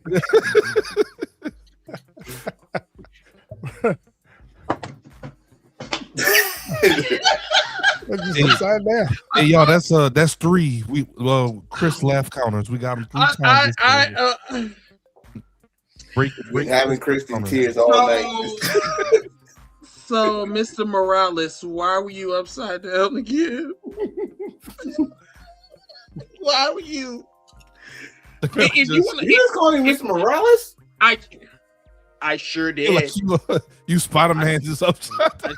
I sure did. Yup. Hold on one second. I love you. I sure did. You were upside down. Not inside out now. Yeah. See? No, you scaring me. Okay, I'm gonna move you over there. All right. Don't know about that. Don't know about that miss out. That's before their time. Shit. All right. What's the next? All right, boys. Next thing we got is going to AEW. Yay. April. Speaking of 5-star matches, right? April 22nd. We had Darby, Ciampa, Ospreay, Mark Davis, Karushida, who everyone's starting to talk about again. She's picking up steam again. Shirakawa. And then also AEW Double or Nothing, AEW International Championship, my boy Konosuke Takeshita and Kazuchika Okada. Take that belt, bitch. And if Takeshita doesn't win, now this is me being I'll admit when I'm being a wrestling fan and a mark. If Takeshita doesn't win, I'm gonna be pissed. It's like when versus Moxley. Are you going to rant? Is that we're all going to be in attendance. Ziggy gonna go to the ring. Ziggy's gonna go to the ring. My boy, don't look. I was told to chill out when he lost against Moxley. I can't have him lose this one. He's going to the ring. I'm gonna lose my shit. We got to hold Ziggy back. Thank you, AEW, for introducing me to Konosuke Takeshita, my absolute favorite wrestler. Yeah, you don't want to piss him off because he's gonna turn into the Hawk. I was like, shit. Wait a minute, Ziggy, aren't you gonna be there live? That's why we got duct tape him. You know what I'm saying, bro? Aren't you gonna be there in the house? Be in the house, bro. Queens? You know what I'm saying? We are going to be in a tennis stadium, which is wild. Is it sold out? Is it completely sold out now? I don't know. No, it's not at Arthur Ashe. No, not Arthur Ashe. No, it's going to be in the other one. It's going to be it's like in the middle of the city. I actually seen it on Google Maps. It's actually pretty dope. There's a lot of things that surrounding it, like hotels, restaurants, whatever. I was seeing that the other day, but no, it looks like a really dope stadium though. Oh yeah, so, I can't wait. Me neither. 3 weeks. 3 weeks. Mm-hmm. And the crazy thing is too, y'all, this is Memorial Day weekend. I was just thinking about that the other day. I'm like, oh shit, this is Memorial Day weekend, and it's like 53 fucking degrees outside. It's still not warm yet. It's very. We got another cold front coming too. I know, and we're supposed to get more severe weather tomorrow. Whatever. Well, I'm gonna be at home, so I'm gonna be chilling tomorrow. So, did y'all want to talk about? I kind of said my piece about Takeshita, but did y'all want to say anything about these items here on the man? Will Ospreay. I gotta talk about that. Yes. I have to talk. Listen, this storyline with John Moxley and the Death Riders and Will Ospreay, I do not know where in the fuck this is going, but I am here for it. Like, I like how John Moxley this past Saturday tried to make himself look like a martyr or whatever. Like, he was like, "Hey, if you want to finish the job, you can finish it right now." And Will Ospreay hesitated. He was just like, he was thinking about it, and then he looked at the camera. He looked at John Moxley first, then he looked at the camera, and he was like, "No, get the fuck out of here! No, leave." Listen, I have a feeling they are going to throw a wrench in this. This was about vengeance, but now John Moxley is playing mind games, and it's very intriguing to me on where they're going to go with this storyline. Like, this is one of the situations where if you have not like looked at like AEW storylines, whatever, you need to look at the like how they're sitting here and they're telling you a story and it's deep. Some of y'all are not going to understand it, but that's where y'all need to ask questions or use Google, because Google breaks shit down. Like literally, if you go into AI mode, they'll literally tell you from beginning, in the middle to end of like what's going on in each rivalry. But I am personally here for this shit, and I want to know what is going to happen. So I'm so invested in this shit. It's not only like that. Like I think me and Lightskin said on one of Let's Look at Wrestling how AEW brings everything canon. Everything that happens outside AEW, they also make it canon within AEW. So you got Will Ospreay. Will Ospreay got two things going on at the same time. No one's paying attention. He got the United Empire situation going on in New Japan, and then you got this story with his neck injury that is pretty much a target for anybody he wrestles. Now the crazy thing is, with this match that happened this past Wednesday, it's a double whammy because you had a story there. Him and Mark Davis who was part of the United Empire too, and they was best friends, all that stuff. Mark Davis showed that he did not give a goddamn about friendship or nothing, or that neck. And that power driver on the apron, I don't know about you, but I jumped. Now, as much as Ziggy is a Takeshita fan, and I like Takeshita, I am the same with Will Ospreay. And when I tell you that I felt some type of way when he did that to his neck and they stopped the match, it's playing with this situation because what's coming up? It's a tournament coming up soon, right? And of course, we'll go try to be in that tournament. And that's like Chris was talking about with this thing with Moxley. They carried him. First, they saved him. I was surprised at that. They saved him, and then they carried him out. And like, it's so much going on with Will Ospreay right now that you have no choice but to pay attention. You got to pay attention. Now you got to open your eyes. You got to look at what's going on, or you're gonna miss some Easter eggs here and there. And then I got to see what's going on here because Moxie said on the commentary, "I can't talk about that right now, but you'll see the results." Like, oh. And I think like Will Ospreay is going insane. I think he's going into a realm where we have never seen this before. Like even me, and I've like been following his career since New Japan, since his first interaction with Kenny Omega. I think this version is going to be whatever they're cooking up. If he does join forces with Jon Moxley, the Will Ospreay that you know and love is going to cease to exist. I just want to know how deep they're going to go with this. Oh, and I'm here for it. Okay, so it's a version of Will Ospreay that if y'all want to know if Will Ospreay could change and turn that knob, it's a version of Ospreay on Progress that a former AEW guy named Jimmy Havoc created out of Will Ospreay. If you want to see how far he could go, if they bring that version of Will Ospreay here, with his athletic ability, that might be a good character development that I don't think a lot of people used to seeing. And trust me, you gonna like it because you never see him. You see him vicious in New Japan, but you never see him this vicious. Because if you know Jimmy Havoc, he was a hardcore death wrestler kind of guy. Will Ospreay doing some type of death match wrestling kind of stuff with his athletic ability is insane. So, yeah, just gotta pay attention. Keep an eye out. Also, Darby Allin, world champion Darby Allin, by the way. Him and Ciampa, that match.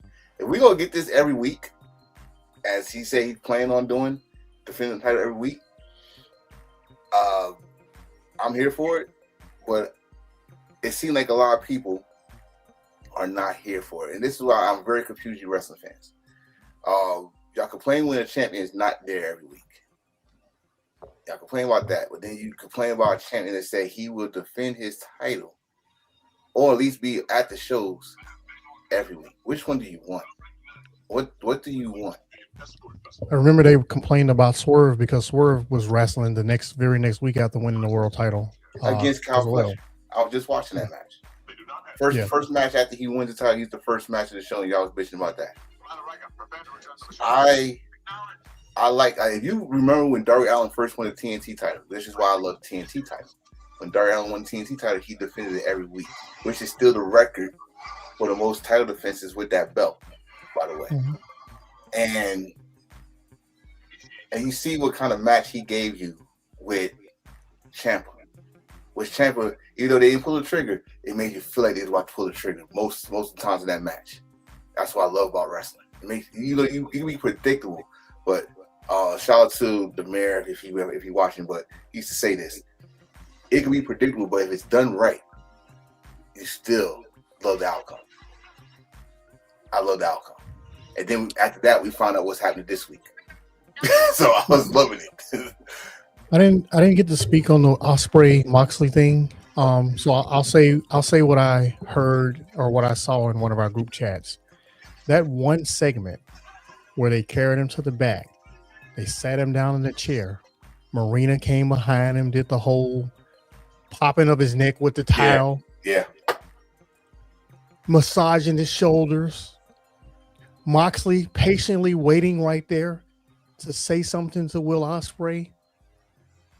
That entire segment, Moxley, every single word that he uttered directly to Will Ospreay. Just think about that. Think about the people, the other wrestlers, them standing in the background watching it all. You talk about cinema, you talk about storytelling. That one segment sold the entire story of Will Ospreay getting to where he is right now and made you want to see we're sitting up here trying to predict what's going to happen. Like I heard someone say he could be becoming a Death Rider. What he does in the future with this may not have anything to do with a Death Rider. This could potentially just be about him and Moxley. We don't know that. That's the best thing about it. Right. But that one segment would literally make anyone who don't regularly watch Collision want to watch Collision, because that entire segment was perfect. So I'm looking at this comment from Joe. I'm listening to what you're saying, what he's saying about Darby, about people. Darby isn't 200 pounds. If that's it, then you could not survive 2006. And I mean by that is we had Rey Mysterio as the World Heavyweight Champion. And he was nowhere near 200 pounds at all. Like I said, there's like some background noise. Just letting y'all know somebody's mic picking it up. I don't know if, like I said, I've seen people that was not championship material or did not look like a champion, but if it makes sense, it makes sense. And now he's gonna be a fighting champion. That's another thing I gotta talk about, because then people talk about they never saw a fighting champion like this. I grew up in an era where someone was a fighting champion named Bret Hart that did this, defend the title against Virgil. Why did Virgil get a title match? Defend the title against Repo Man. Why do people, you know what I mean? Darby Allin is doing the opposite of MJF, because everybody that said they wanted the title when MJF had it seemed like they getting a title shot from Darby Allin. All right, we getting Brody this week. Who knows what we getting next week? Who knows what we getting before? Because I think, is it just me or they're I don't know. I gotta see what's happening Wednesday, because something else happened this past Wednesday, which we're gonna talk about. Is they working on a title for title match, or it's a rematch? I know it's gonna be a rematch. It gotta be a rematch, double nothing. But MJF, Kevin Knight, where this come from? Because he's right. Like, I'm sorry to switch gears on it, but it's all in like one pot. Everybody, Kevin Knight is the TNT champion. Came out and said that this belt represents some of the best wrestlers that ever held that belt, and you never held the belt, so that makes you not one of the best wrestlers, which pissed off MJF. Like, oh, now I want your belt. I want your belt. And can you imagine if he beats Kevin Knight after what Darby said to him? You don't have nothing. You got to put up something. And he said he will put up that TNT title match. I know I'm fancy booking. I know we don't like that, but it's so much they doing right now. I don't know. I like fantasy booking. That's the fun part of being a fan. Me, like, there's nothing wrong with that, bro. I don't trust Google 100%. Oh. But for anybody that says the world champion shouldn't be defended on TV or anything like that, like we're saying here, I just did a quick Google search. The WWE WWF title has been defended over 200 times on Monday Night Raw or SmackDown. I'm not saying that's correct. It likely is. It's likely well over 200, but that is a lot. It doesn't matter how many years it's been. None of that matters. 200 times is 200. We're talking about the AEW World Title that has not been defended on TV 30 times in 7 years. Mm-hmm. So anybody who thinks because they've been desensitized by the other company who had one champion for 3 years, 4 years, however long it was, anybody that don't think because they hadn't watched enough wrestling that the world title should be defended on TV, kick rocks. Learn your history. It's not even about learning history, like, dude. Okay. It's not even about learning history. It's just exciting right now. Like, dude, he's doing the opposite. All right, MJF said all y'all was lined up. Well, everybody that was lined up for MJF, Darby will put the title against you. He said, I'm going to enjoy it till the wheels fall off. This ain't new. This ain't new. He did this for the TNT title. So, speaking of Darby, his next challenger is going to be probably his greatest and toughest, and that's Brody Lee. So I think he's going to be defending his title next week. You know what I'm saying? This week. And that rivalry, I can't wait for that one. Oh, remember that famous shot of Brody King hanging Darby over the top ropes? They got history. I can't wait for this match. And then attacking him at a grocery store. No, and it wasn't at a grocery store. It was at a mall. Dude powerbombed him through some clothes, which is at a Comic-Con. At the Comic-Con, yeah. Yeah, just like I'm just here for this, man. We've been getting compelling television from AEW for the last several weeks, and I'm here for it. That's all that matters to me. The situation with Will Ospreay and Jon Moxley, we all know where that's going to. It's going to a better version of Will Ospreay where Will can see himself winning the AEW World Title with the certain tournament that Enforcer was hinting to that eventually gives you a shot at All In. So there's that. And when it comes to Darby and MJF rematch, there's something that Ziggy said before we went up on the air where he said that he hopes Konosuke Takeshita and Kazuchika Okada main event Double or Nothing. That was me. Well, Ziggy and Enforcer, they both were. And I said I wish Takeshita would win. All right. Getting to my point. I am perfectly content with the AEW World Title not being defended at Double or Nothing and having the AEW World Champion be involved in the staple match that is involved with Double or Nothing, and that's Anarchy in the Arena. So I'm perfectly content with that happening to the point where the main event is Okada and Takeshita, because that feud has been brewing for quite some time, and it's getting to the point where everybody wants to see this big blow off. Yeah. So as far as I'm concerned, that's the match that should main event, and let Darby and MJF do a head-and-do battle with pretty much the world at their sides in Anarchy in the Arena. See, I like that, but ain't Double or Nothing like one of their one of their big shows like that. This was the first pay-per-view. It's one of the big four, huh? Yeah, this one of the big four. And what is the one staple match we have gotten with most of our Double or Nothing? I totally understand that, but I see that if we're gonna do Anarchy in the Room, like they already teasing us with that with the Young Bucks and the Rascals together against the Don Callis family for some reason. That could happen, or here for that too. Or they gonna do this damn Chris Jericho and whoever gonna be on his cornerstone faction against the man or something like that. It's a lot. That's one thing I gotta see about AEW. Y'all got a lot of factions that you could do a lot of shit with when it comes to this stuff. You know what? It actually hit me. It could be the Don Callis family versus the Death Riders too. Because we forgot about that. They're also still at war. Bro, I've been to Double or Nothing a couple of times. Well, I've been to all the Double or Nothings, but I've been in that arena for that match several times now. Bro, if they do Anarchy in the Arena in New York, it's about to get wild. It has to be the best one.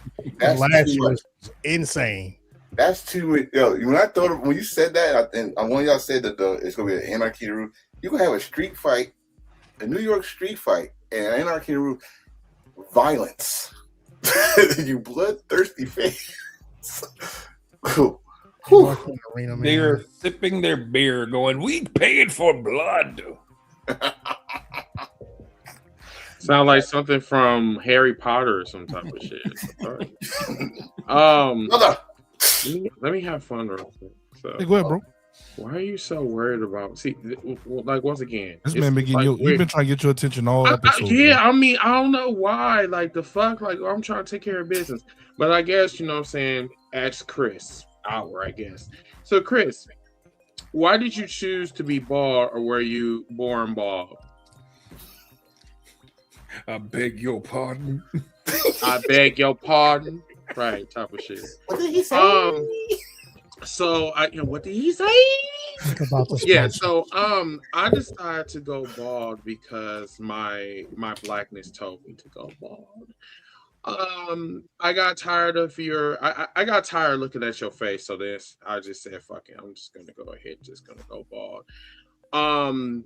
Do you want to know any other parts of my anatomy that went bald? Lord have mercy. Next question, please. Next subject. Lord. I'm done. What's the next shit, Z?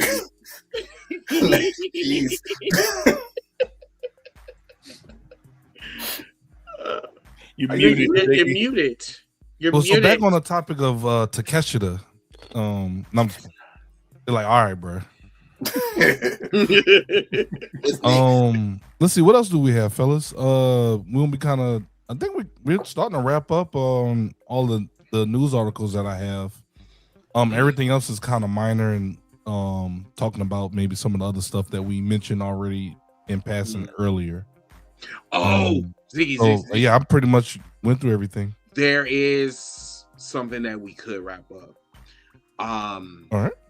The Wizzy situation. Yes. We did talk about that's right. Yeah, we need to talk about that. As podcasters or what have you, I know Antonio mentioned this. Light skin, I believe, but I don't think Mid-South or Ziggy or even myself. I haven't even mentioned this because I really want to kind of stay silent and get everybody's point of view about this. So Weezy is a really big content creator in our wrestling space, right? And a couple of days ago, she was live, and a question came up in the comment section about like, what does it take, or how can you become a content creator, especially for the wrestling space? And I guess her answer was kind of nonchalant. It was kind of like, I agree, but then like, why you? I don't know. So she wasn't very direct, but she did say, this is what she said. She didn't like necessarily say, hey, don't be a content creator. You know what I'm saying? You know, if you don't know what you're doing, don't go ahead and do it. She did say that the content creating space, content creation or what have you, is oversaturated. I don't know what she meant by that. Like, I could take that several ways, right? Anybody can be a content creator in anything, right? But I will say that we do need content creators in the Black community, especially in TikTok. We need more of those. There's a bunch of us, but they're not visible. Okay, like what we do on a global scale, like the cookout, we deal with everybody. We deal with Black content creators. We deal with wrestlers, Black wrestlers. We collaborate with different podcasters. There were podcasters that came on our cookout, listen to us for the very first time. And shout out to Ladybug and shout out to Bars Media and a host of others that started their podcast under us. Due to our influence, I am proud of that. That's why I'm not going to say it's oversaturated. I think it's like it needs the nurture of like more valid like content creation. Now I get the whole thing about streaming, but you can only go so far with streaming, right? It's like if you really want to get the word out, you really have to talk to your audience, and that's what we've been doing. We talk to them. We don't like just talk down to them. If they need to be educated, I go to Light Skin and go to Mid South, or you know, when Enforcer's on the panel. That's my goal. My goal is to educate, not like hinder, because I really believe that everybody can do something in the community. But I would never shit on somebody and say, hey, don't follow your dreams because it's oversaturated. I think that's like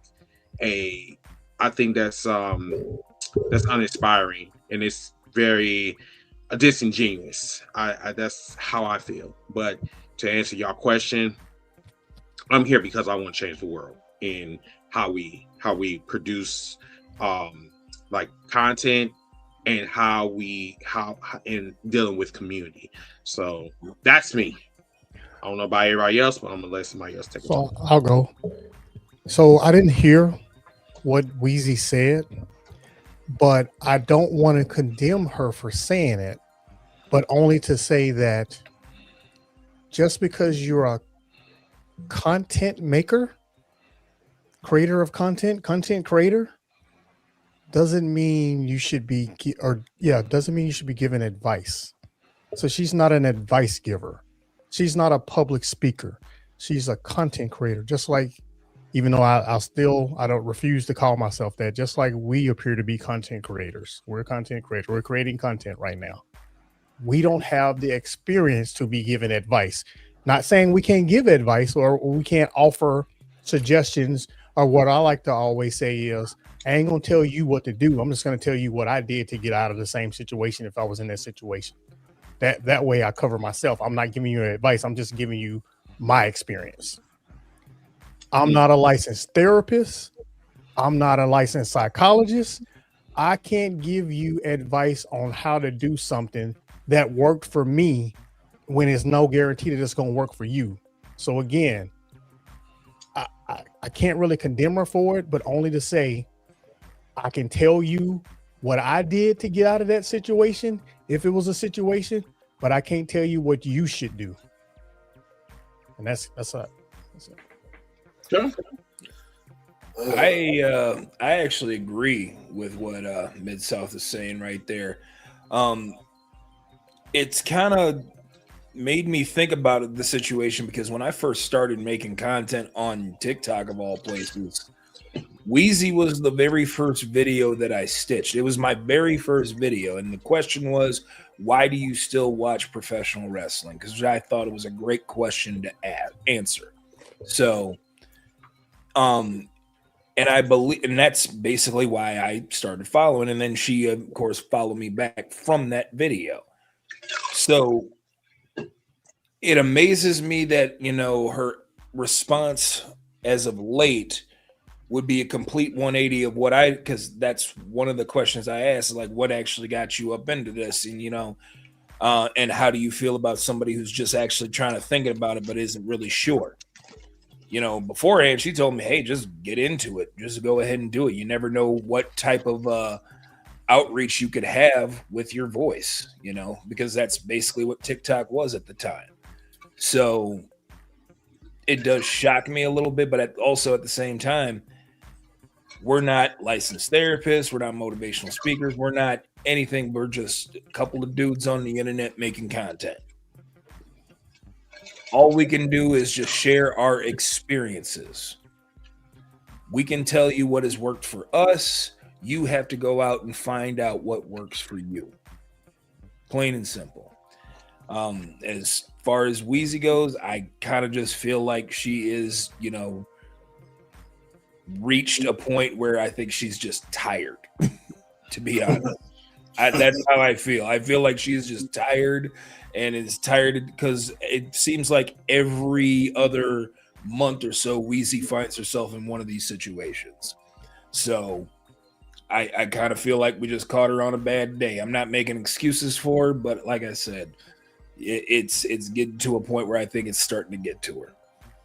And to be honest with you, and I talked to Z about this a couple months ago.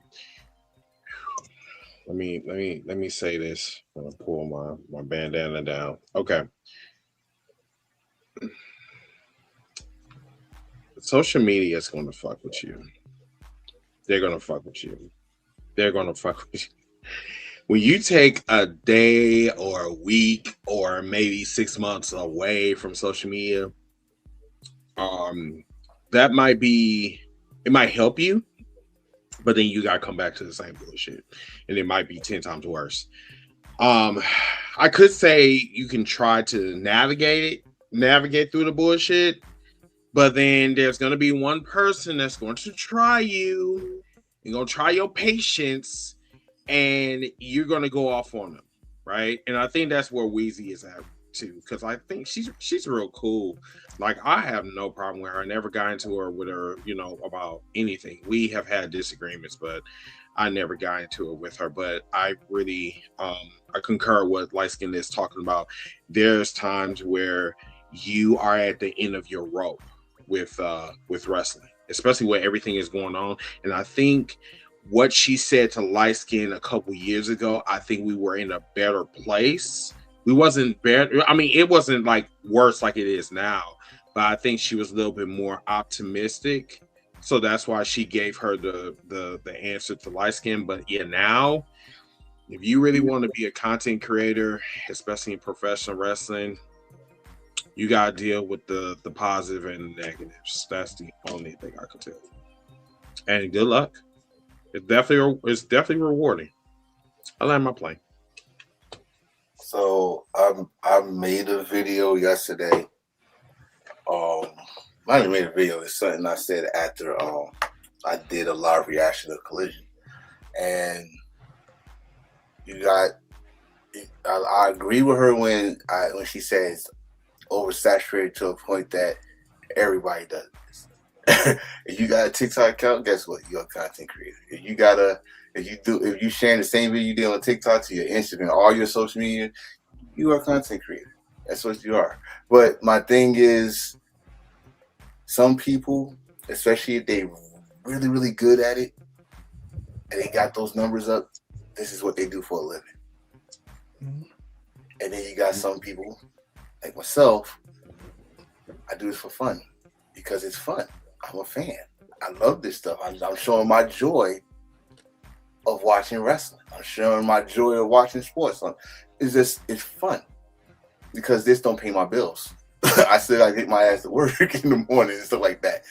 But when she said that, and someone took it said, oh, she was being rude. I don't think she was being rude.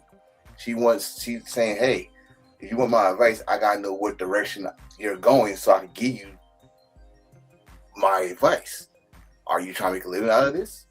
Or are you here just to do it because you got a page? Whatever. In today's, like let's say in the comments, we could have 2 or 3 people in our comments right now. If they was real serious and did not like our opinions, they'd be very disrespectful and blah, blah, blah. It's going to be like that. Content creating, especially if you're trying to make a living on it, you got to have some thick skin. You got to have some thick skin because people, which I found out starting doing this, thanks to my brothers over here, that I had no TikTok account 3 years ago. I didn't. And I definitely was not trying to be a podcaster until I came on here. People hide behind screens. People hide behind keyboards, and they are brave. They are Mel Gibson Bravehearts behind this shit, and they think they can't get found. They safe. It'd be very disrespectful, and you can't take right. And you can't take what someone typed on a comment or whatever. It's not for you. That's my advice. It's not for you. But what I can tell you from experience, because sometimes I hate to say this because it's true, it's mostly y'all going after these females that piss me off. Just like a young lady on TikTok. Then you got girly wrestling on TikTok who's with Ladybug and them. And then you got now Weezy. Y'all go after the ladies a lot. A lot. Y'all go after the ladies a lot. Y'all don't go after grown ass men. Y'all go after the ladies a lot. And I got a problem with that. Because some of them, they just try to women already got to work twice as hard as us as it is. And I don't know if it's jealousy because they got more followers or subscribers than y'all, but it's not right. So, not to go left because I don't want to go too deep in that. But anybody that's trying to come in doing the content and you want to make a living with this, I'm telling you, as a guy that's just having fun with this, I said it last night, I'm gonna say it again. You're gonna have to work 10 times harder than someone like me that's having fun. Because once, for me, when this becomes work, I'm taking a break. When this becomes work, no. So if you're trying to make a living out of this, you gotta be on this every day, all day, and be the famous thing. Be yourself. Yeah, be yourself, but be yourself, marketable yourself. All right, because when you try to make money off this, you can't be completely yourself. Because you be completely yourself, you might not get, where you want to go. Okay. So for Weezy and I forgot her name, Minnie,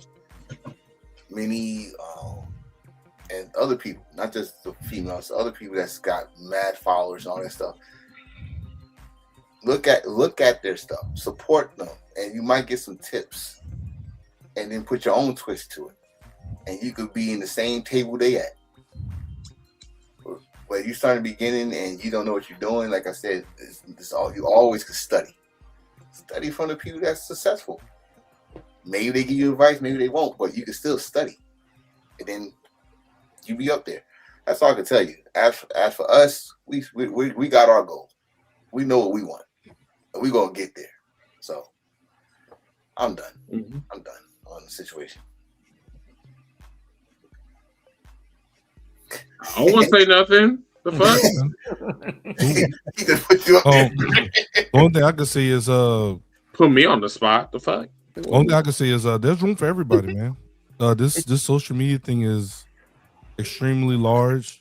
There's room at the table for everybody, like they always say, man, compare yourself to other people. That's when depression starts hitting. That's when y'all start having these issues. Worry about yourself. As they say, comparison is the thief of joy. So when you start comparing yourself to others, only thing you're gonna do is rob yourself, because you gotta remember, social media and all this other stuff, you're getting people's highlights. You're getting snapshots of what people want you to see. So do not get so caught up. Everyone always talks about Chris Van Vliet. He seems like a nice guy. Seems, keyword, seems. This is what you see when y'all see these people on. So be careful when y'all comparing yourselves to people and just worry about yourself. Like Enforcer said, you know, you take notes. Like if y'all play sports, y'all study tape, so it's the same thing. And yeah, just keep it up, man. Just take it one day at a time and don't shoot for perfection. Just start. You can always add as you're going. Because I've seen people get into process paralysis where, oh, I don't have an intro yet, so I'm not going to start. Or I don't have a logo yet, I'm not going to start. Or I don't have bro, just start recording and then you can always start implementing stuff as you go. So that's just advice that I have for anyone that wants to get into this. Man, what's up, Lance Leroy? Am I cooking? Am I cooking? Yes, sir. He's steaming over there. Am I cooking, Leroy? Hey, I saw a video with you, Ness Leroy, and MJF, man. Hey, that was awesome. What you up to? What you up to over there, bro? That was awesome. I'll be watching what you doing, dog. Trying to have that serious face and shit. Yeah, all right, now. But there's, like I said, there's literally room for everybody. You don't have to compare yourself to others, but you can take certain pieces from others, and just go from there. But I'll land my Spirit Airline plane. Just get one view. That's your goal. Get one view. Yeah, man. Just get one. You sparked something that we will say in marketing is would you watch your content? Like, would you? So after you record, what is what you put out something that you would watch? If the answer is no, go back to the drawing board, start making some, notes on what you could do to improve to make it something that, like, go back and watch. And I would laugh at like the episode that we would put out. Like, this is something I will watch. Why is Miss House trying to start shit? Hey, but look, I just want to know. It's a valid question. I just want to know if Leroy's going to be wrestling during the week while we're there. That man barely. Check him out. Why are you trying to get him to go to the NY? He might be in New York that week anyway. He said he don't know. He don't know, so he ain't coming. Yeah, he ain't going. Well, if he there, I'm going to the show. I'm already trying to see if what's his name gonna have a show so I can go see Fourth Rope. Oh, they are in New York. West Side. West Side Gun. Yeah, West Side Gun. Yeah. Friend of the show. Cheap plug. Right. Shout out to West Side Gun. And his champion. And his champion. But yeah, that's all I have, guys. I guess we can go ahead and kick off final thoughts. I know for those that's on the East Coast, it's already Monday for y'all, so we'll go ahead and get y'all ready for bed and everything like that. We got Miss South already up, man. What are your final thoughts, sir? You know what? I think I've said enough. I don't have any final thoughts. I yield my time. What do you want people, if they took anything from what you said today, what do you want people to leave today's episode with? That's a good question. I think my answer would be, if you like a wrestler, if you want to see a wrestler succeed, if you truly love any of the wrestlers that got released, it should not matter where they end up, because as a fan, you want to see them anyway. Now, if you're tied to a company, I can understand. No beef if you only want to watch one company, but don't pretend like you care that much about the wrestler if you don't want to see them anywhere else. Stand by your love for the company. Don't stand by your love for individual wrestlers. All right. Guide you. What I want to do is I want to send out congratulations to Azumi and Miyu Amasaki of O2 Line, who won the Goddess of Stardom titles at All-Star Grand Queendom earlier today, as well as our brand new Wonder of Stardom champion in Hanan, although she was quickly taken down a peg by B. Priestley. So your trigger to the epic meatball marathon. Meatball Marathon. What is going on here? Marathon. What? That's on Chris. What he listening to over there? Wait, Sorry, guys. You heard that? I had my shit on mute. No, we heard it. You heard it. We heard What's it. That man couldn't wait to get off the show, start opening up tabs. Oh, shut up. Shut up. Shut no face. Oh my God, I'm going on mute. Please clip that. For real. No, do not clip that. As I was saying, congratulations to Hanan for winning the Wonder of Stardom champion, and congratulations to our brand new World of Stardom champion, Sayaka Kurara, who not only got to keep Cosmic Angels going, but was the final nail in the Hate coffin. No longer Hate has any titles other than the Artists of Stardom championships, which is the trio titles. They have no stranglehold over Stardom at this point. And the second thing is what I want to say is just like what Enforcer said, and just like my little tagline down here at the bottom says, if you want Kairi, follow Kairi, support Kairi. Don't just say you wanted her to show back up in your favorite promotion. Actually follow her and actually care about what she is doing, because what she may do next may actually intrigue you to the point where you're like, you know what? I like this. I want to see more of it. Agreed.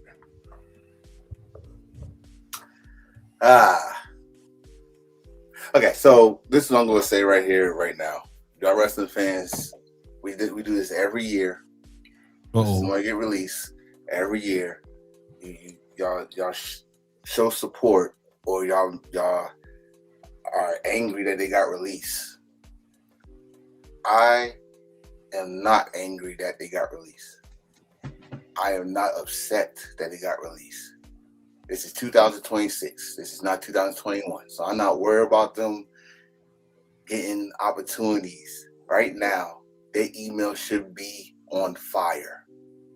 They should be getting booked just like everybody else. When they get booked, they gonna be the talk of the town. They gonna be on everybody's social media. Or guess who's saying to this company? Guess who came to this company? There's so many wrestling companies out here, and opportunities to make a name for yourself, to make some money, to make a company get talked about. I wish every one of them luck of finding an opportunity. I don't care if it's AEW, I don't care if it's MLW, I don't care if it's Japan, Europe. They will be in a company in no time. No time. I'm dead serious about you, Apollo Crews. I'm dead serious. Ashe Wrestling is calling you. Ashe Wrestling calling you. Other than that, hashtag Kills for Life, Wolfpack Wrestling Podcast.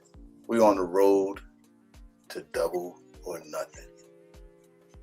From this point on, I'm focused on Double or Nothing. I'm not focused on Backlash. I am focused on Queens, New York, seeing my boys, seeing at least 2 or 3 of them for the first time in my life. I get to see them and having a good time and making memories, taking pictures, making memories. Because that's what we are here for. We only live once, and I'm going to enjoy the moment. I'm going to live for the moment. I already know how Chris is, so we want to have a good time like we did all over again. So, can't wait. And if y'all gonna be at Double or Nothing, please come to us. We are friendly. Unless you're a prick, don't come by us. We are friendly. We have a good time, and we're serious when we say we want to bring the community together. We want to bring us together. So can't wait for that. If you're a New Japan fan, like I said earlier, May 4th, Wrestling Dantanko.